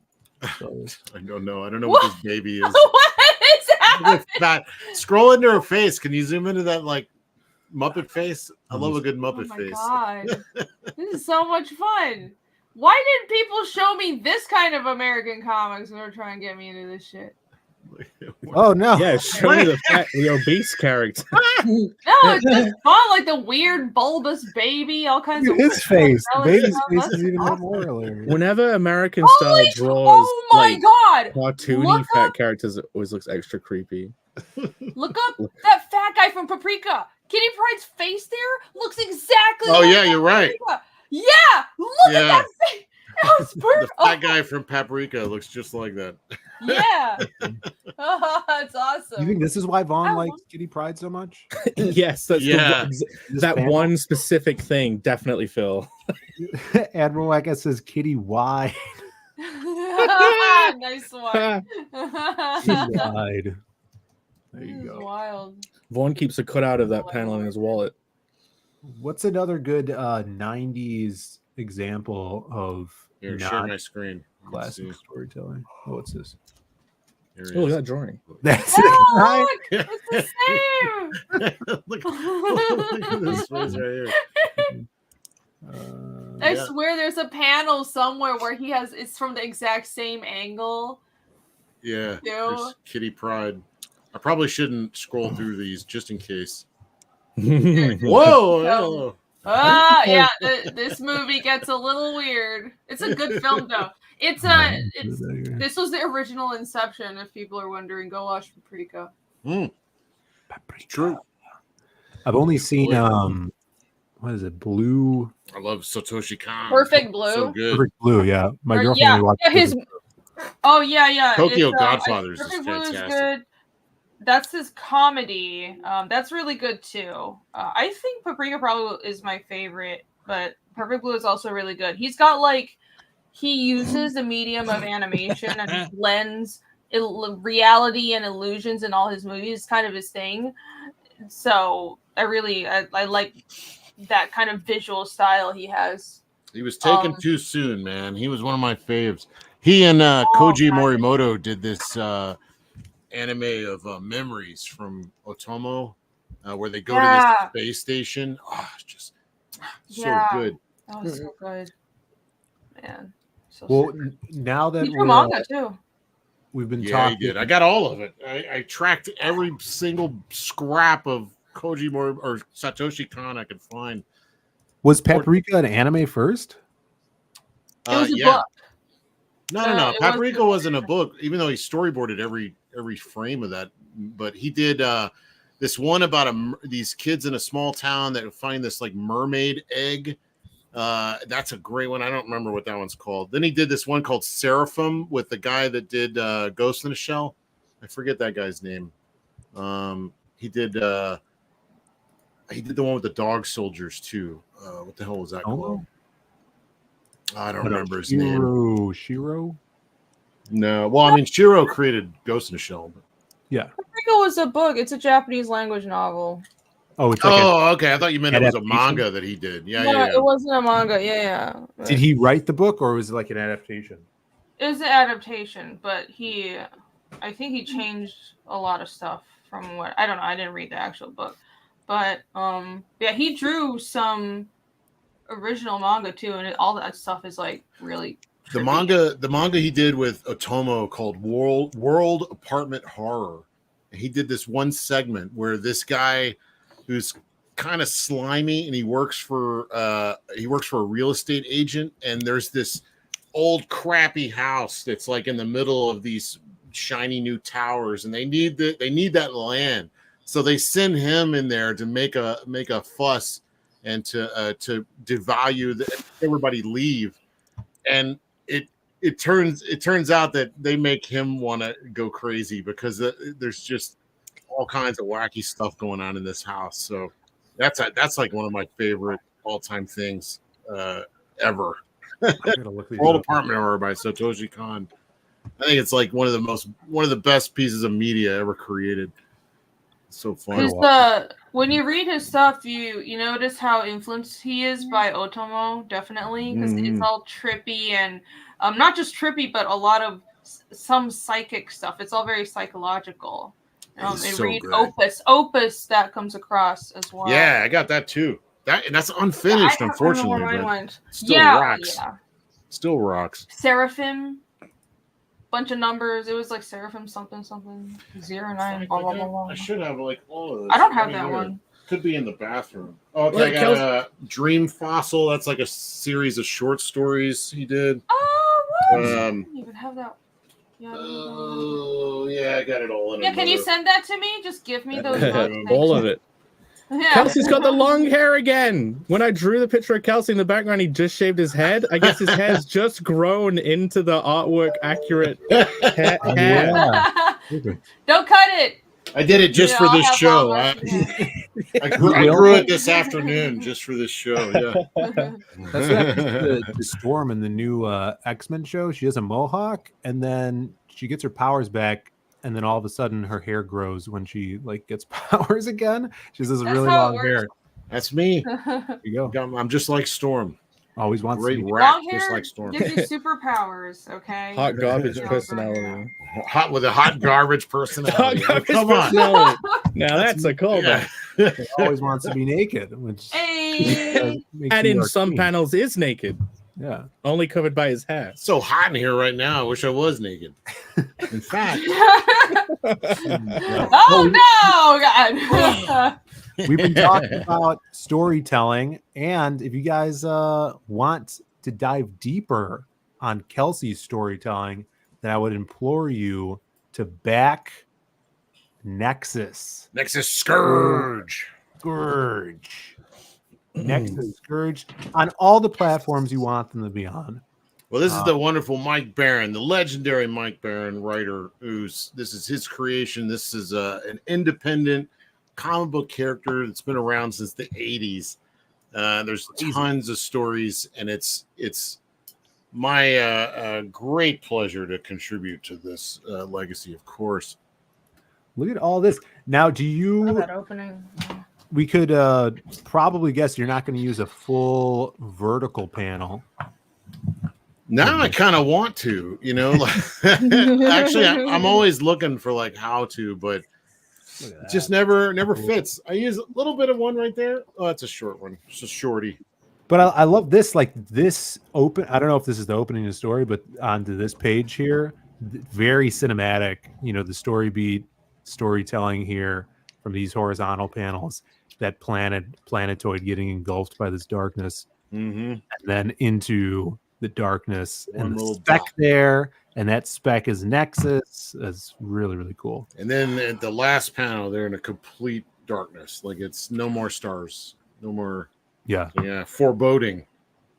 Super cool. And I was trying to do it here, where the part of space kind of looks like a face. And then you could see the blackness engulfing like in the background. I don't know if it reads like that, but that's what I was trying to do. Super cool. So what's this story about? How many pages is it? And if a person has never read Nexus before, can they read this? Yeah, of course. Mike Barron knows what he's doing. So like he's going to put pertinent stuff in there with character, but he doesn't just explain things with tons of verbose captions of telling you the past. No, he likes to unfold it as you go, so you're going to get everything you need to know about what's happening in this story, and that's if you want to know more, there's other stories that have other characters, but this story in particular is about this ancient like evil, this darkness, almost like. And it feels like almost like a manifestation of all of our combined darkness, how the energies just kind of build up and just pour out everywhere and just cover us in darkness. And, it's like, how do you fight something like that? And meanwhile, Horatio Hellpop, our guy, he's just enjoying life. He's playing golf. He's being with his family, which is like his most important thing. And he's having to leave his family in order to go fight this kind of ultimate evil that's been reawakened because it's headed right for his home. So, it's a man faced with ultimate destruction and, finding out what's more important to him and what he's got to do to defend it. So good classic storytelling, good versus evil stuff. I love seeing I'm gonna pop this page out here, but our hero just in like a casual suit with his costume on underneath. Yeah. Well, what's funny is like I noticed in the script that he would say Horatio Hellpop or Nexus. And I was thinking that was like encoded for me to know whether or not he was in costume or not. Yeah. So, and he was pretty consistent with that until he comes to this party and he says he called him Nexus. So immediately my mind went to, well, he's in a suit at this gala. Yeah. But he's dressed like Nexus. So I don't know. And he said, yeah, that's good. So one of those funny little bits that I don't know that he thought of, or maybe he did, or, you know, and it ended up being this fun little thing in the comics. I love doing it. I love seeing a guy with that outfit, but in a suit. I don't know. It's like whenever you put a robot wearing clothes, it always looks fucking cool. Yeah. I love it. Put a robot in like a tuxedo and make him a butler. Yeah, you know. Whenever Bender's wearing a tuxedo, it always looks fucking great. But I backed this when you were on Bancroft stream. Like the one line that made me back it, that pushed me over the edge, was you had this big entity guy, right? This big character. He's like from before the birth of the universe, right? He's ancient. Yeah. Before time. So like the question of the book is, how does this one little guy defeat a huge entity that's from before the birth of the universe? How does he actually make that happen? That question is what made me interested in getting in. Well, see, this is another one. This is Gormando, who's kind of like a Galactus type character, but this giant, you know, nebula size entity that roams space and gobbles up planets. I mean, so he's not really the main part of the story. Gormando kind of comes through lots of different threads, and it's really interesting because like his story is being built up over the course of many books, which is fascinating. So he appears in this book and he's definitely part of what's going on, but it's just another part of it, you know. So there's a lot going on. And then I love this way where you can kind of see it gobbling up the planet. Yeah, dude, the macro shots that you guys are showing off from the book are just so cool, and it's awesome to see how you can form the vastness of space in a panel or a page. I really think it's a challenge to try to get across scale, like a sense of scale, and so many good. We've been talking about Otomo a bunch. You know, he knows scale really well, you know, drawing little figures. And we were looking at like Alan Davis, and it's like the figure is the primary thing, what the figure is doing, what the character is doing. And you don't really see a great sense of scale, you know, and a character dwarfed by an environment or something that's bigger than life. You know, it's like, how do you, I love that stuff when you see that sense of scale. So like Gormando, I was trying to literally there in triplets. One of the other ones we're doing, there's like a beat where he's like so massive that like I have him like his arm going, he's like way in the background, but his arm stretches way into, and I just imagine that amount of space being like light years, you know, between where his head is and where his hand is in the frame. Big. Yeah, those crazy macro shots are. It's also easy too because you got to draw characters. You just draw a little character. Tiny. Well, but that's important. You need that contrast to make everything else feel fast. Yeah, Danny Warren Johnson does some great. Oh yeah, he's great. I like his stuff like that. Who else? Oh man, who's the other guy? James Herron. Yeah, great at it. Yeah. Speaking of some, I don't know. Those guys are American, right? American. Yeah, I think Dan Warren Johnson is from the Chicagoland area. Oh yeah. Yeah, should go see him. Pop over to the show. Say, I know Simon Beasley. What do you think about that? I've talked to him before. He's frequented the arcade. He actually had his bachelor party there or something, or when he got married. Phill plays it all cool. It's like, Yeah. if only you knew. Really? If only you knew what kind. Phil what knows you're dealing with. everybody. I'll probably see him at the show tomorrow. You know, no biggie. Hey, what's Yeah. up, Yeah, that's when you JL, get famous, whatever's Phil. Yeah. DWJ. BWJ? What's up, BWJ?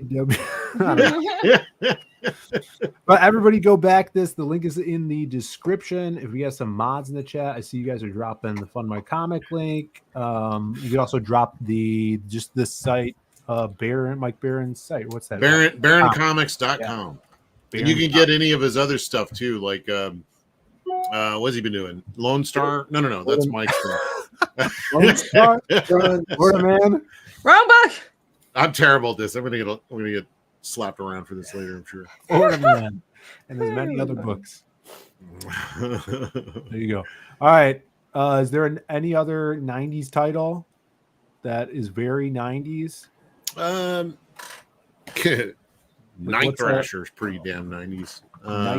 Night Thrasher. I guess, am I thinking of that right? Chat would know. Ask the chat. We'll throw out some like crazy book. Let's pull up Appleseed. Let's go. Speaking of the, I remember seeing that in a comic store first time. I was like, "Oh my god, what is this? Oh my god, violence, nudity." This is great. This doesn't have any apples or seeds in it anyway. Yeah, exactly. I Bancroft thought I was going to learn something here. Night Watch. You know, while speaking of the chat, I think TC points out Kelsey is naturally going to land on each term from the Creative Block Dictionary. Yeah, we already got ornate, and I think he might have dropped to pertinent. Yeah. Oh, really? I think he dropped to pertinent. So he might hit on I have a wide vocabulary.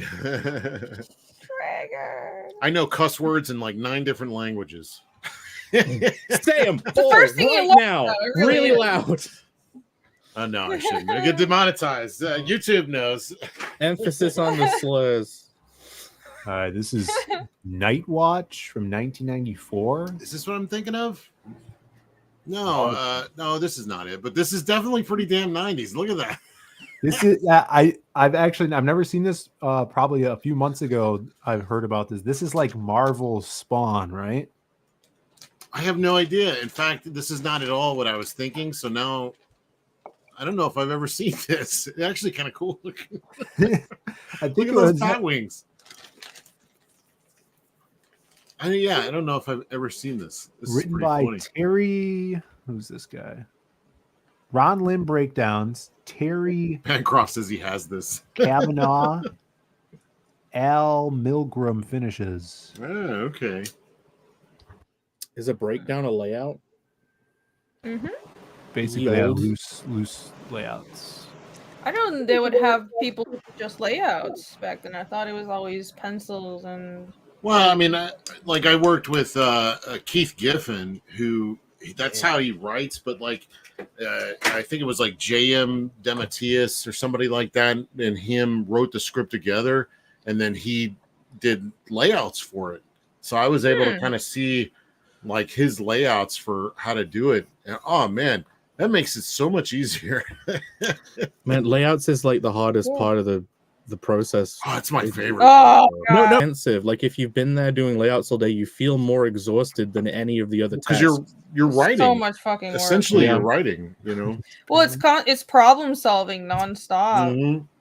You want to get it good. Yeah, you're like, oh, I need the character a little bit more this way. That'll add more emphasis, and that'll bring the eye further over. Oh, maybe I could break the panel right there. Or no, oh man, I don't have enough room for this. This needs to be the big. Yeah, all these decisions come into play in this stuff. Well, I think that's how Giffen did everything he wrote. Like even the Lobo stuff with Bisley. Yeah, you could do. You could tell too, because Bisley's storytelling is a little bit different when he's working with Giffen. You know, it's very like, I don't know, it's solid. He's a very good storyteller already, but he'll just do a little 9-panel grid. He's actually obsessed with Kirby. Like it sounds weird, but like I think he would draw like Kirby if he felt like he can get away with it. Yeah. Yeah, I've heard him talk about Kirby. I think there's a YouTube video of him just like gushing about looks like Spawn.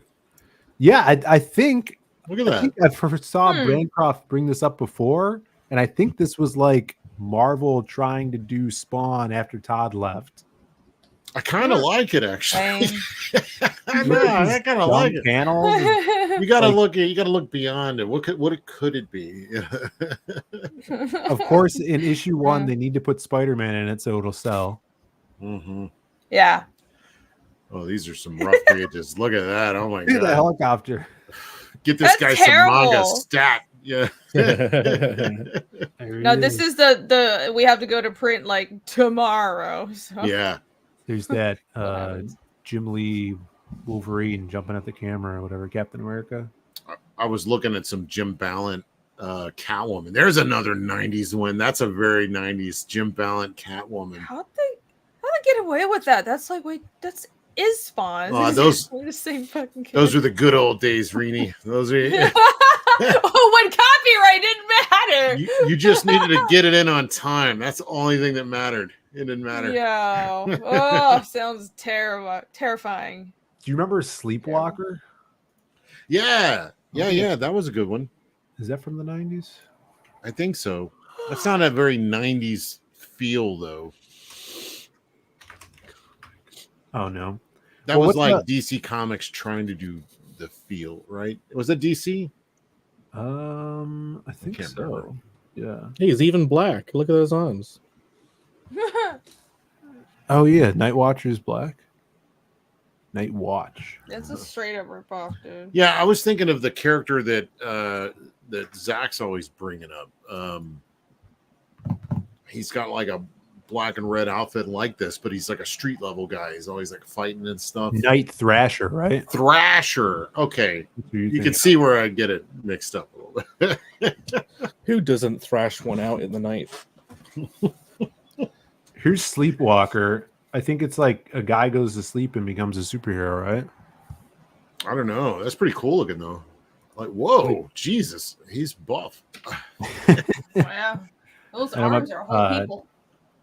The way he's running, it's like got bug eyes. Oh man, you should have a Jekyll and Hyde character where he switches when he goes to sleep. I think that's what what's this character that Ethan and David Williams are doing? Fearsome. Well, he's Fearsome. like, Isn't that kind of a fearsome thing? He like goes out of his head, right? He's like, yeah, maybe. Yeah. And he's still asleep. I'm not seeing. Oh, here he is. And Sleepwalker. I don't remember him being this buff. And look at that ass. Like, come on. And this must be He's something even highlighted. specific to this story where he got like super jacked. He's fighting the white man. Yeah, his build's almost like Connell. He's like green Connell. He's got Connell's fucking thorax. It is. No nose, big chunk ass eyes. Oh my god. No, this is Doctor Strange astral projection. Yeah, look here. Oh, I just didn't feel like doing that much coloring this How many characters? Doctor Strange, Sleepwalker. You know what? That is Brett Blevins. Good call, Henry Bemis. I believe that is Brett Blevins. Brett's got some Brett Blevins on New Mutants. Oh, so good. Really good. He's got like what's his name inking him? Al Williamson, I think, is inking him on that stuff. Oh, it's a great run. Anyways, this is like anyway. No, I'm just saying like I don't really know what the show was, guys. I'm sorry. We just decided to look at comics. That was literally what you said. I'm just looking at their comics. Look at this ass, more ass. I'm surprised we're not looking at Judgment on Gotham right now. Come on. I mean, no judgment. But... I appreciated the Alan Davis stuff. And I'm trying to look at more old school storytelling layouts rather than the 90s stuff. Because I feel like the last few years, I've been looking at a lot of the kind of 90s layouts and stuff, and a lot of people have as well. But I think going back and looking at some of this older stuff is actually helping me.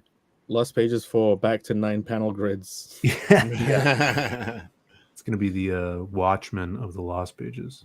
Everything. All of the detail. No, this was fun. It's cool to see non-manga things. Well, just like I think there's just such a trove of American comics, it's hard to know where to start, right? So, like, and the stuff you get recommended are like, oh, just start, read 300 or Sin City, and I don't know really where to start. And the stuff I pick up doesn't honestly look that dynamic because there's a lot of like bad stuff out there, especially recently. But that was really cool. So. No, you can't go wrong with Alan Davis. In fact, I don't think No. I've ever seen a bad Alan Davis, except for maybe like his first thing, maybe, and even that's pretty good. But he just gets better and better and better. But you can't go wrong with Old Great or Old Greta, or whatever. These guys Fine, are you don't have to solid. say it all. Blevins Yeah. is a little hit and miss, but I love me some Blevins. What he's back What's happening? looking imposing as always. This is What a I've manga, learned tonight is piece, Captain right? Britain sucks. That's what I've No, learned. what I learned He tonight does is that suck. the We're Americans, just taking a piss in at some it. kind of weird, creepy revenge, decided to make this character called Captain Britain and make him completely ridiculous. Who knows what they feel? Well, Alan the need Davis to is revenge British. for. He could be taking a little piss out of his own country, maybe. Oh no, we do like doing that. Yeah. Yeah, I think he and Mark Farmer are both British guys. In fact, Alan Davis, some of his first work was working with Alan Moore back in his early days. Probably some 2080 stuff or something. Yeah, they did something in Quelch. I don't know, some weird Queech? Quelch. I don't know. The Queef? channel back me up with this Queef. Yeah. Sounds like a different, like a version of There's a fat chick again. Yeah. Yeah, I really want to read this stuff and incorporate more of classic layout stuff into the stuff the storytelling I want to do down the line. Quiche. Yeah. TCC. Quiche. Give Quiche a chance.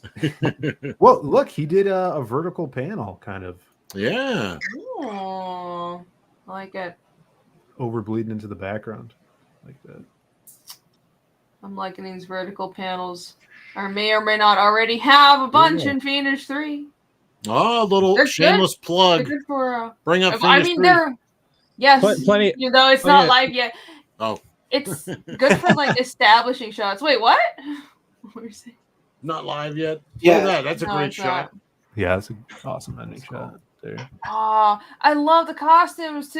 That's so cool. The posing's very natural on all those guys. You can imagine they're actually standing with each other. That's super Look cool. at those feet. Look at those feet. I dig this cover though. This is a Yeah, I good remember cover. this cover. Yeah. Classic. Now she looks cool with the fire wings like that. I And a didn't like mask. that costume, but that looks pretty cool like that. Yeah, it's badass.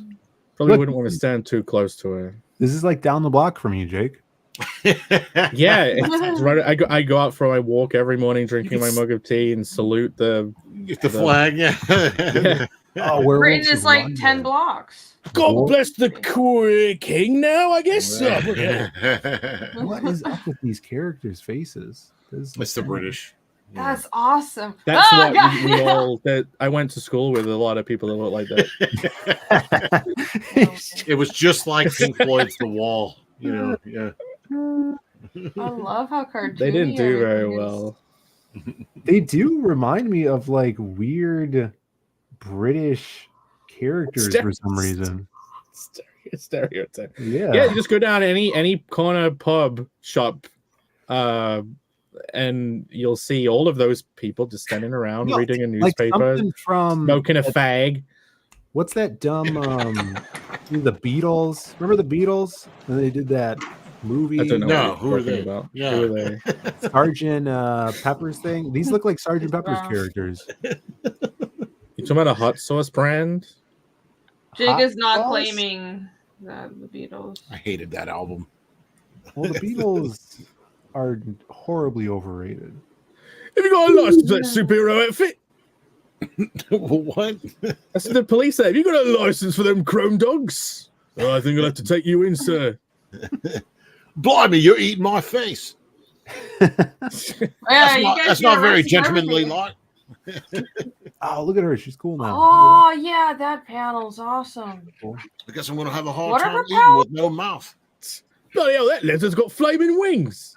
She just has like flame wing powers. That's it.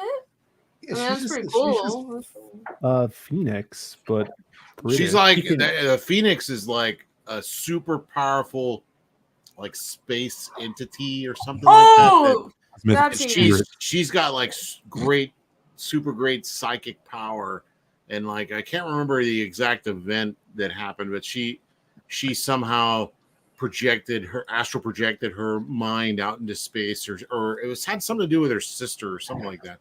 But then this entity could like see her at that moment and realize that she can like enter into her body and kick ass. I guess I'm so rough on that story, but something like that.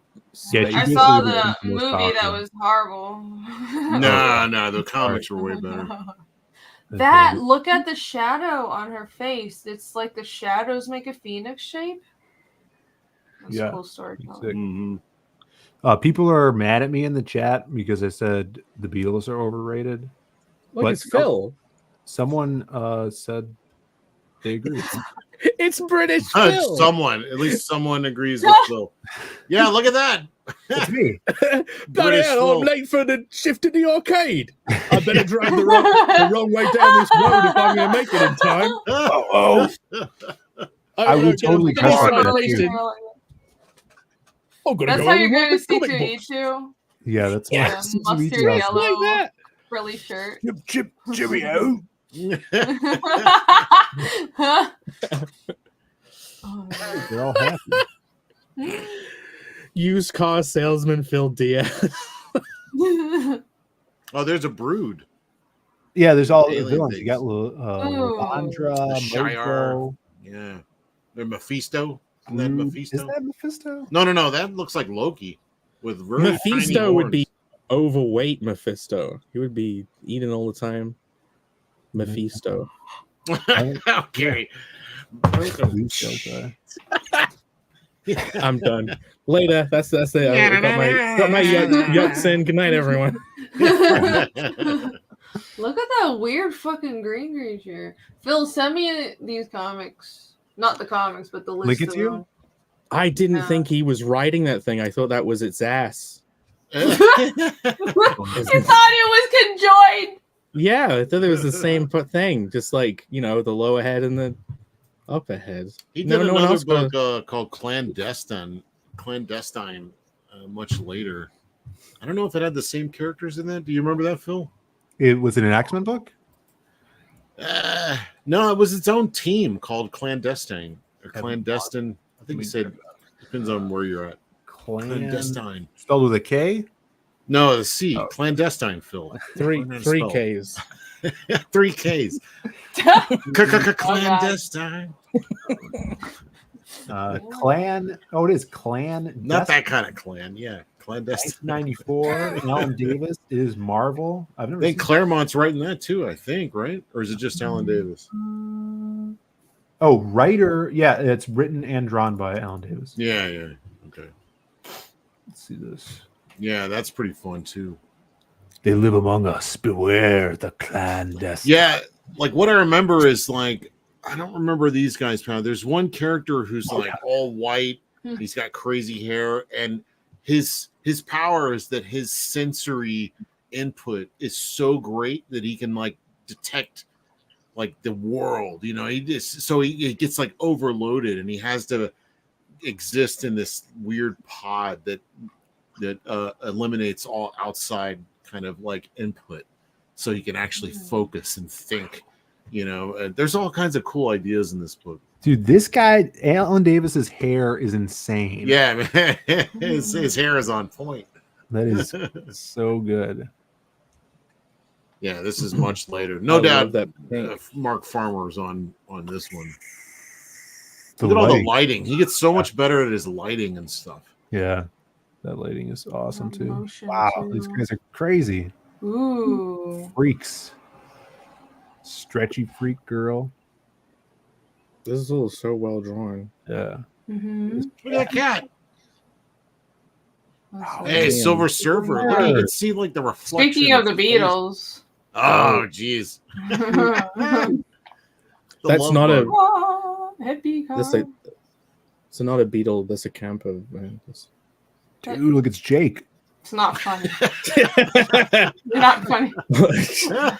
I'm bloody too ginger, I am. I hope you don't count it against me, ladies. I do have a soul. It's just hard to keep track of nowadays. Go back up. Like we were talking about scale. I mean, look at this tiny little panel of a ski lodge, but it looks great. It's like really well drawn and cool shot how he put it at the top of the panel and had the whole bottom part be snow. But then the rest of it, it's just giant bodies, and you can barely see backgrounds in there. But it's like total opposite of like some, like Akira, for instance. Go back to Otomo. I'm gonna see how many times I can mention him. And then look, another tiny inset panel of monks, whatever temple. This is Monk's genuinely beautifully drawn. This not like rushed in any fucking way. Like this so much the inking is so meticulous. This is not rushed in the slightest. This is fucking great. Mark Farmer, man. This guy, and Mark Farmer, not rushed. This is probably like the 7th issue he did that month. That guy was like, he was inking Dale Keown on Hulk. Well, it doesn't you look can like see it at the all. line, but look at the way the lines are drawing. You can see it's quick. This is just someone that is very practiced. Full on it's- intuition. All He's a the brush lines guy, have so too. much motion. You're just going like that. That panel's Look all the crazy. detail. The last panel. Look at the character in the old lady's face on the last one. And if you see the That's so great. pencils of this stuff, man, he pencils all of this, Alan Davis. So he ain't slacking. Wow. Why Fiddle. didn't anybody show I me never this? heard of this. in the fucking comic Alan Davis store? has I'm done kinda so mad. much. He's done several runs on X-Men, the main title, where he even wrote a bunch of it. He did God, what was it? He did a 4-issue Fantastic Four that I really like. And colors by Liquid. Speaking of the 90s. Or those guys are more 2000s. This good? Did all this stuff look this good? Even better. Like this is still not top Alan Davis. If you could tell me a book of his that's the best example of his work, or at least one of the best, and I would buy it, what would it be? Gosh, that's a hard one. Maybe this one's pretty damn good. He did a Fantastic Four. Let me see. I usually keep it pretty close. The End. Is that what it's called? Do you know what I'm talking about? I'm just trying to look up something of us to buy now. Here it is. Fantastic Four: The End. Yeah, this is dope. Yeah, right here. Yeah, cool. Yeah, this is a good one. I mean, look at this face right here of Reed Richards. Yeah. I mean, when the colorist just check out freaking amazing looking what's her name? She-Hulk. I mean, oh, look at this. Damn. When the colorist is on point too, it just sings, man. And then he'll do shots like this. Like wait, where is it? Look at this great, like how he threw an angle on it, so that it's more of a macro shot too. Yeah, let me see if I can get like the whole thing in there. Golly. And then a little bit of foreground stuff. Yeah, just freaking amazing stuff. So this is a good one. He did JLA The Nail. That's a whole like I got that right here too. The Nail. Here it is. He did two series of this, The Nail. Ooh. And it's all about if it's like a what if kind of tale where what if on the way when Ma and Pa Kent were going to wherever they were going, and then they saw Superman crash, and then they pick him up, and then they raise him as their own child, Well, this is all about, what if a nail was in the road and like they had a flat tire and like they never picked him up or something like that. I can't remember. It's been like literally 15 years or something since I read this book, but it's like a 3-issue series. And then he did a part 2 of it. And man, it's so fun. He puts like everybody in it, like all of the DC universe. This is 98. Yeah. Yeah. Good. I mean, check out, look at that. She got the bob haircut though. So probably people don't like that. I dig it though. I like the still dig it. Yeah. Yeah. It's still the boob window. I don't understand. Yeah, it's all about the boob window. Yeah, I thought that was the important part. Yeah, I'm good not going to stuff. cave to peer pressure. God, he's done just so much. I mean, it's really hard to put and all of it is pretty damn excellent. So it's really hard to. I even have like a, what was it? It's like a men's magazine. It's got like kind of racy stories from like Mark Beecham and stuff like that. And then he's in there doing like this killer sci-fi story. That's cool. You know, he's just everywhere. I bought that Fantastic Four book. Nice. Oh, yeah, I you need did? to check out his stuff. And Excalibur, because Shelby swears by it. Yeah, the nail Look at thing. Penthouse Comics with some Jason Pearson art on the cover. Wow, classic. I got like this. Where is it? Is it? Yeah, I was going to show you this other Alan Davis. This. Oh well, never mind. It's somewhere else. I got so much, man. I just bought this. Look at this thing, man. Kelsey's digging up his entire. I'm like phone. hacked off. I do one big purchase a year, and this is Alex Alice. God. This Whoa. is freaking. Oh huge. yeah, Alex Alice. Alex Alice is he did. I got this, his Siegfried book. He did Yes, Siegfried. yes, This is I love such that book. a killer series, and so I'm all about whatever he's doing. So this one is like this steampunk kind of. It's almost like a Miyazaki. It's all watercolor paintings. And It's a book? Well, I bought this thinking, oh man, this box set, this great. It's like 2-book set, Yeah. large format. This is going to be a great way to read this story, right? Uh-huh. These are both like the making of. Like it's all the supplemental art, the designs, the world building. So now I still have to get the damn story. You don't even have Look the at it. book? It came with these 2 prints. Look at that. Wow. They go to Mars at one point. I'm dying to read this story, man. It looks freaking killer. Is that what the interiors look like? Yes, it all looks like Jesus this. Christ! It's all What the- watercolor. Like, Europe? What the fuck, Europe? I know, right? Oh I mean, my god! I'm getting off the internet and never coming back. I'm just drawing comics. I know. So there's a whole like 4-issue series in large format European style of this book that's done, and I thought that's what I was buying, for crying out loud. So now I gotta go find the actual story, but this is freaking amazing. I mean, the design quality of this, you know, it's just unreal how well made. This is like, look at this, like these are, you can't even see it, but there's an inlaid design of like an eagle crest. I don't even know if I can get the light. You kind of see it. Oh see yeah, it? you can see it. Yeah. I mean, it's just the most beautiful design book I've ever. I mean, one of them. I mean, I got a few. Comics in Europe are treated like art, though. I bought this to show off on Bancroft's show because we do like our every once in a while, once a year, we'll do our like love fest for Banda Dessiné, you know, and Yes. I bought that to kind of do our, you know, one's coming up at some point, and it's not even the damn story, so I gotta go find that. Oh well. Was it in a different language? You didn't realize that it was. Well, no, this is just like all the design work. This is like all the supplemental material. It's like buying, you know, a DVD and realizing that the movie's not even on it. It's just the making. Well, making up. Hey, if you don't want it, you can send the book you already have.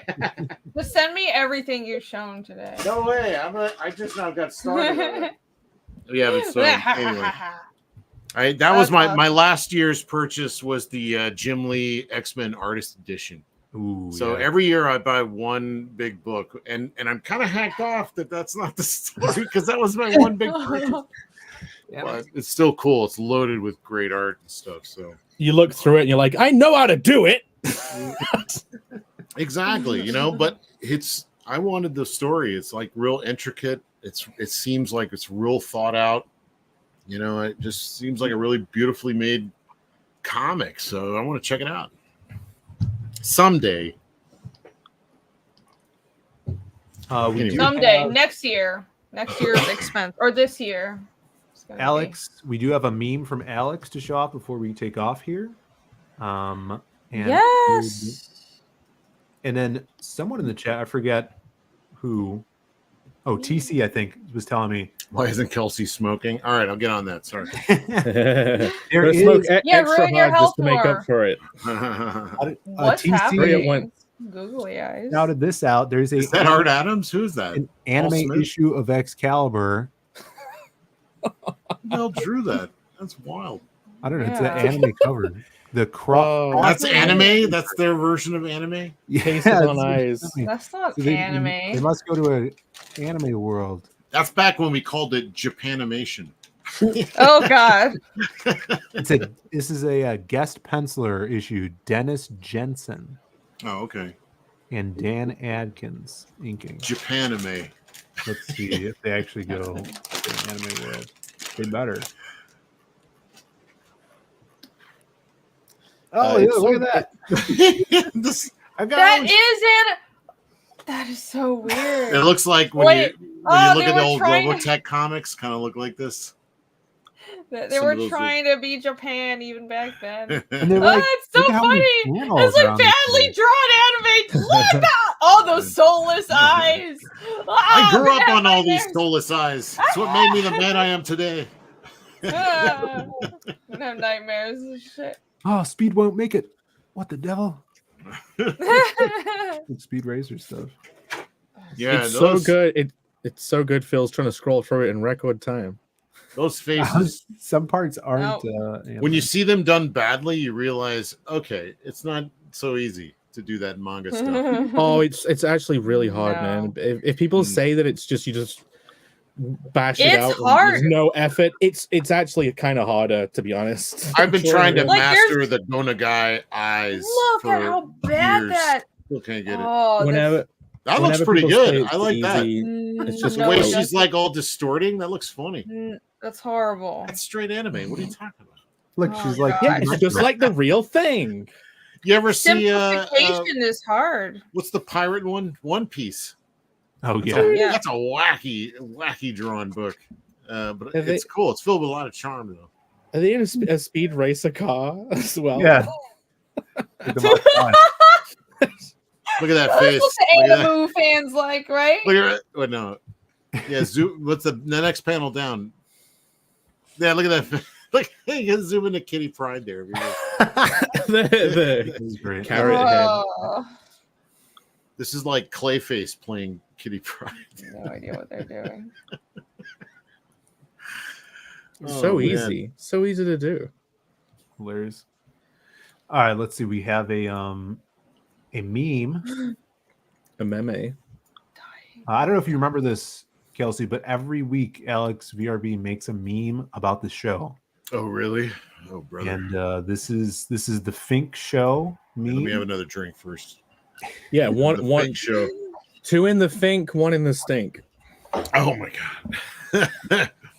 Here Let it me have another is. drink. Why did you have to put that out there? Now that's going to be our official tagline. Look at this. This is great. We're all excellent. Oh, awesome! It's got the hat. I think that's the The only the ornate part of this is the hat. I got to be the Asian girl. Thank you. Very. There you go, very, Cylon. Jake is Captain Britain. Hello, I'm down in the bottom, I am. Oh, I'm directing. That's great. Oh, I'm gonna have a little cry. This is actually brilliant. He was really paying attention because I'm even up there like wanting to be a director. You he's the should only one see saying- his other memes. He adds like tiny little details from the show. It's great. Alex is an amazing. It's memer. pretty badass. You gotta read your text though. You gotta if you're saying you have to read it. More You read your own ornate, more dialogue. bonking, more poignancy. Not you, Captain Britain. Oh, he's directing the scene. I've got to be more poignant. Strowman face, I think. Look at that face. Oh no! What the fuck is Phil's dying? Set you No, down. come back, Phil. There's a cat. Alan Hello, Davis ghost cat. cat. Narwhal. Narwhal is Long shot. long right? shot. Yeah. Why is Phil and Narwhal being tortured? But what is he saying about Rini being Psylocke? Were you once white? Oh yeah. Well, she No, has to be half in the white, mornings right? she wakes up white, and then across the course of the day, yeah. No, The I sun. am also transracial, Kelsey. Oh, Apparently, I'm really? Greek Asian. Internally, I'm white, just white, a little Jewish, but mostly white. she turns white when she drinks. Wait, you're Jewish. Just like Yeah. Kitty Pryde. Kitty Pryde's Jewish. Wait, Yes. Vaughn likes Kitty Pryde. She's Jewish, and Irene. Can we move on? Can we move We on? need the like God. the gif of like the guy with all the. Why don't I have dialogue to bands going read over so I his can head. distract myself? Kelsey's the only one who was deemed worthy enough of speech. So That's true. Yeah, he's oh, that's talking. fine. Well, we're all I've done enough said talking anything for everybody. So on we're this short stream. on time. none of us said anything interesting. They're saying I'm Silverine. Narwhal is Narshot. Or Long Nar. Long What? Sounds so weird. long wall, maybe. I'm Captain Tryhard. Awesome. Amazing meme, Alex. Appreciate it. You're the best. Yes. We did have Well done. another- Thank you, Alex. We had another Great question. Student God says, Phil, show off a page of your book. All right. Oh yeah, What page though? Only one. Cover the other one. one of the lost ones. Bloody hell! It's getting light out already. I've shown a lot. I don't want to spoil things. Let's Wow. It's like the curtains being pulled back from like What a does that sound? whorehouse or something. It's all like It's red like in there. Kelsey's pencil sharpener. That's where your mind went. Well, you look at it. It looks like you live in a whorehouse. Well, that reminds Wow. me of back in the day. Oh no! Little do you know, 2 places in this building have been raided by deportation because they were brothels. Yeah. Yeah. Have you considered moving? No. another- No, those are great brothels, Rini. What are you talking about? No, go to Where else am I gonna find a Australia. place like that so close to where I live. Right, it's walking distance. Come on. Yeah. I thought better of you, Jake. Jake, if you move to Australia, it's Never legal Never think, there. it's legal never in think better Australia. of me. Yeah, I shouldn't have. Just go there. Get my expectations low. All right, I'll show a spread. Spread it, Phil. Spread. Oh dear. Look at this. It looks It was King Loath, one of the villains in the book. Dripping with 90s action. Yeah. Does he have a female counterpart called Queen Love? No. Oh. But yeah, there's Um, King Loath. Seeing all your influences in there. that 90s stuff. Yeah, I mean, good Jim- stuff. Weren't we just looking at this, Phil? No. Yeah, it's the exact same thing. No, it's not. Yeah, Cool. super chat. He had to do Awesome. it. He had to. The Yeah, that's super chat at the bottom of the screen. That's definitely a super chat. I didn't know it. My people. Hide the evidence. Quick, get rid of it. Those are going out every day, so check your mailboxes, everybody. And all the descriptions are in or all the links are in the description. Everybody go back Nexus. We have fiendishcomic.com. You guys can go and frequent. Yes, you can sign up for the email list. I don't currently Pierre have a awake live down there? campaign, but he's been nosing off this entire. I think he said like 2 words this whole show, but they were He's two. sick. He's They in were deep very thought. poignant words. I can feel Go his to thoughts the radiating. shop. I updated the Ooh. shop. So the shop looks. You cool. made I added this? these, yeah, I built the whole thing, the whole entire website, and I Really? have tons of stuff on there. The standees and the pin. The pin is in pre-order because it's being manufactured right now. But the standees, we already have those. That was with the Fiendish is 2 awesome. campaign. So you can buy all that good stuff. You And made I got- this? You put the Yeah, I made everything. I made the website too. I spent an inordinate amount of time building it, and I pay for it every month. So please buy something from me. Help me make You it can worth it. draw? Thank you. Yeah, what I- is that, I guess. glass? You're Yeah, an some- artist. sometimes. You can Sticker. draw Yeah, I things? dabble. It's a hobby. What do you say? Glass? Oh, you got a Those are standee? Oh, those Yeah, are these actually pretty gold cool. standees. Oh yeah, they're so cool. They're super pretty, and they're double sided too. It's got like this nice. really thick industrial printing on it. It looks so good. Yeah, I got this manufacturer and this factory I know in Taiwan. They do a good job. The pins are being made there too. I want to do like a whole series of enamel pins because those turn out so good. But yeah, I've got like shirts and stuff there. Embrace I the got the enamel bug. pin. The enamel pin bug. Oh, Yeah, God. But yeah, as soon as you get one, they're just so fucking beautiful. You just want to make 50 I billion. know, of I gotta them. make one too. Man, I had those hollow one. stickers were so big when I was a kid, man. We had those everywhere. I can't yeah, believe they still make that's those. gigantic. That's like almost the size of my hand. So Yeah, I have mine on my water bottle. And she doesn't have tiny girl hands either. That's unfortunate. I'm on man hands. All episode man hands. Wearables. Oh, flash Oh, over sweet. the hats. Yeah, show the hat. Yes, Bancroft. Make them dance. Yay! It's like Oh, no. puppetry. It's like, hello.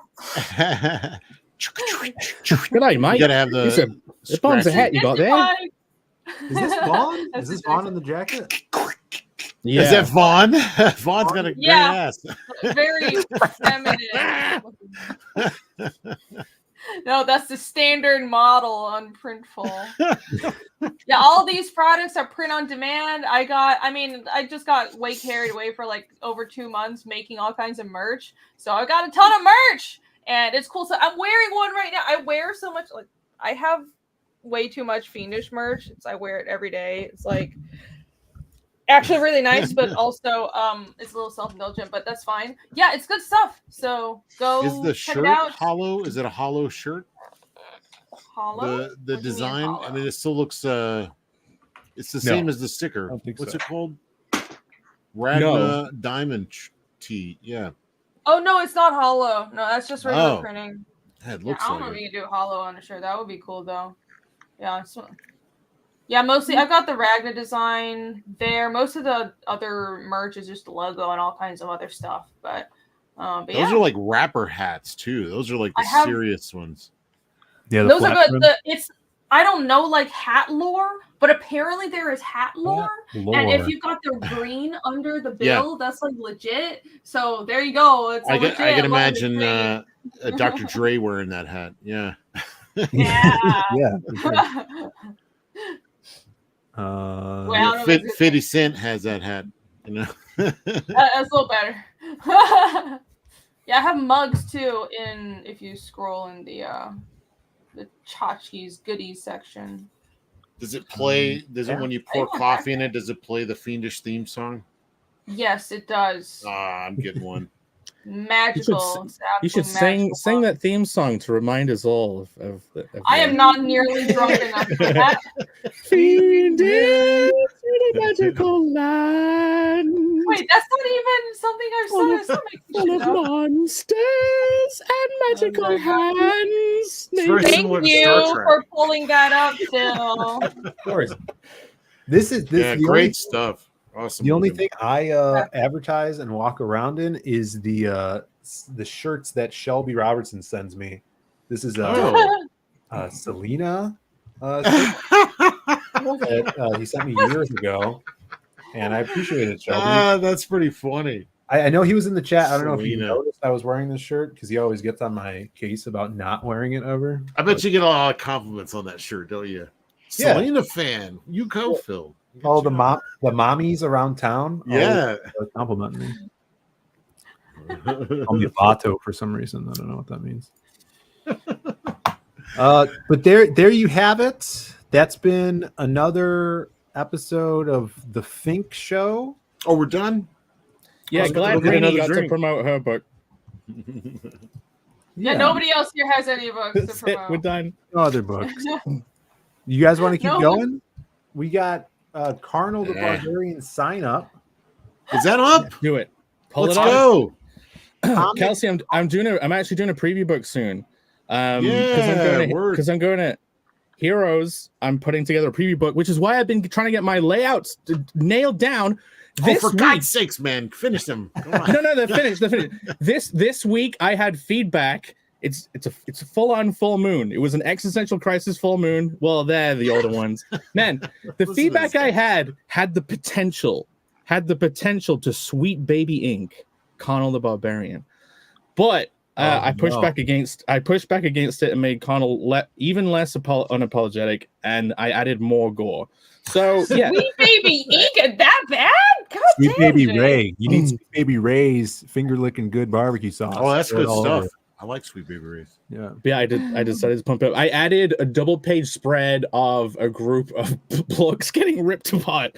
So yeah, it's gonna be great. But yeah, in a All right, like lock it in. Yeah, it's locked. Lock it in. So if you sign up, I'm gonna do a short campaign whilst Heroes Con is on, because I'm doing this preview book. It's like 68 pages. It's got the first 14 pages of the rough pencils and like all of the character design sheets I've done. And I'm taking 50 of them to the convention, and I'm gonna have 50 of them up on the campaign. And I'm also hopefully gonna do the blue Dick Axe keychain, which is gonna look. Almost. You show Join that? I could pull up the Blue Deck X keychain image. It's a great conversation starter. Oh, it is, yeah, and you can open up plenty of bottles with it. Where is this freaking thing? Okay, here it is. Let me put it in my browser Did you see window. the carnal drawing I did, Kelsey?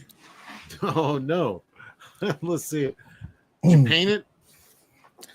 I'm redoing that cover and coloring it, by the way, guys. This is not what the cover's going to look like. Yeah, it's called Sketchy Starts 1, and it's going to have like a bunch of backup. material. I like it like that.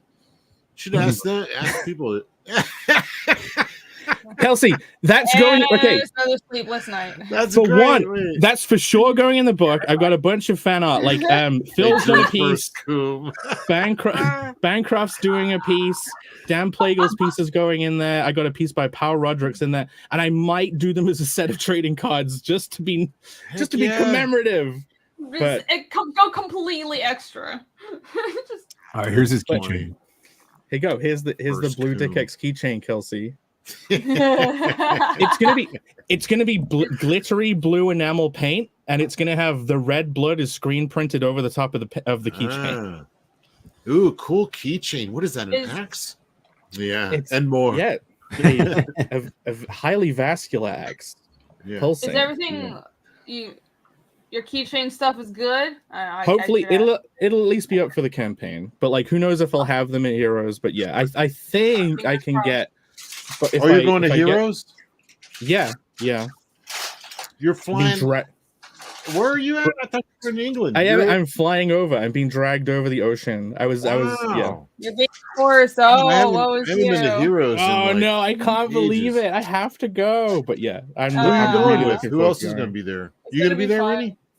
Yeah, I'm gonna be there. I mean, the regulars. It's like a big artist show for everyone in the South. You know, Frega, right. Andy's gonna be there. Tucci's gonna be there. It's all in their neck of the woods. Heroes is a great con. I always love going to Heroes. Yeah, it's very art and comics focused. It's actually about comics. That's why I love it. Yeah, right. All the shows aren't about comics anymore. Yeah. Gnomsky says Jake's appetite for Wendy's is back again. Yeah, I've got to have a Wendy's every time I go to the US. Every time I fly back, I always have a Wendy's in the airport. Are you gonna get a Frosty? Have you had a Frosty? Yeah. Get some of those deep fried tacos. Yeah, because it's such a rare delicacy over here. The beef burger, you call it? Don't really. The bacon-ator? Bacon-ator? You mean it's got beef and pork? Shelby, it's crazy. It's Father's in June, Day weekend, right? Yeah, Father's Day weekend. So whatever, it's like the 14th or that I think it's the 14th to 16th or some shit. Shelby, like did you see my shirt? Acknowledge me. Heroes is in Charlotte, North Love Carolina. me, Shelby, please. But yeah, get signed up at bluedickaxe.com. And anyone who gets the book, that's a real URL. It's not fake. And I didn't even think of it. Michael Bancroft thought of that URL, so I'm not even to blame.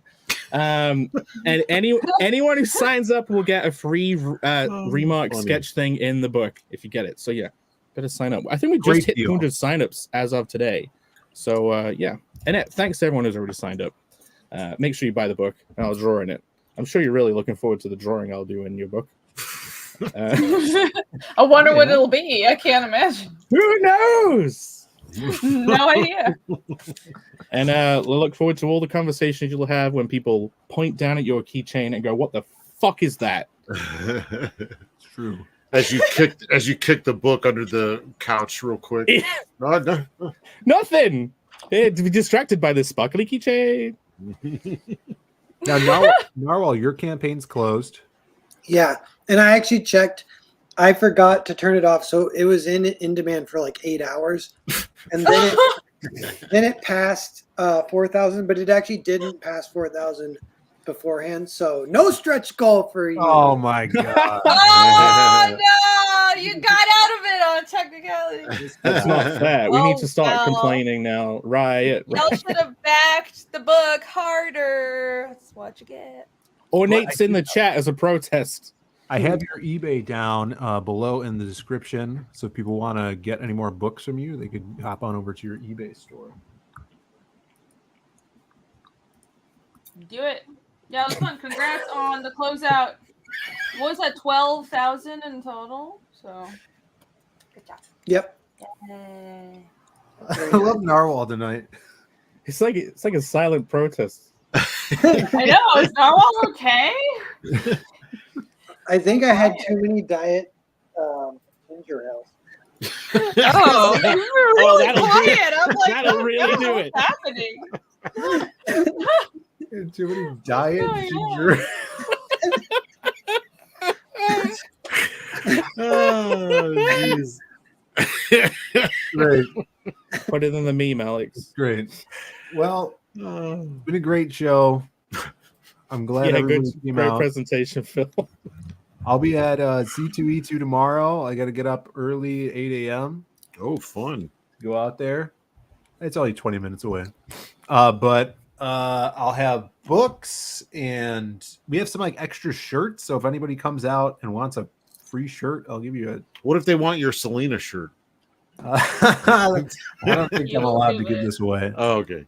Yeah, but we'll have books there, and our older books as well, and we have a couple copies of the Ash Cans too that were we overprinted. So if people didn't back, or if you guys did back, email me, and if you want to just pick your stuff up at the con, I could totally do that as well if you're going to be there Saturday or Sunday or whatever.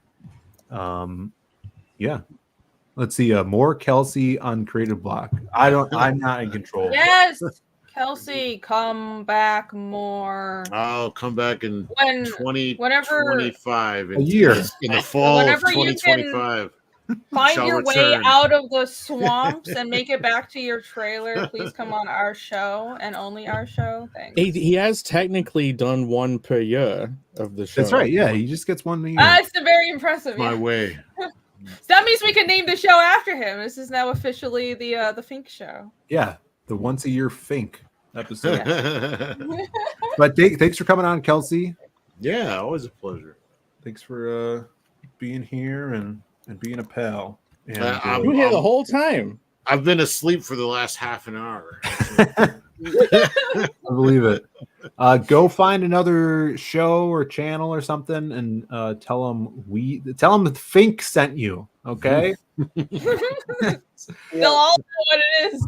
I might stream early in the morning tomorrow at C2E2 before the show opens up, because I guess there's like a terms of service thing where they don't want you live streaming at the con. So I don't think that's weird. While it's open or whatever. I'll double check on that if so. But yeah, have a great weekend, and we'll see you another time. Here's Mobo's ass. Here you go. Oh my. Bye everybody. Nice ass. Adios. Bye.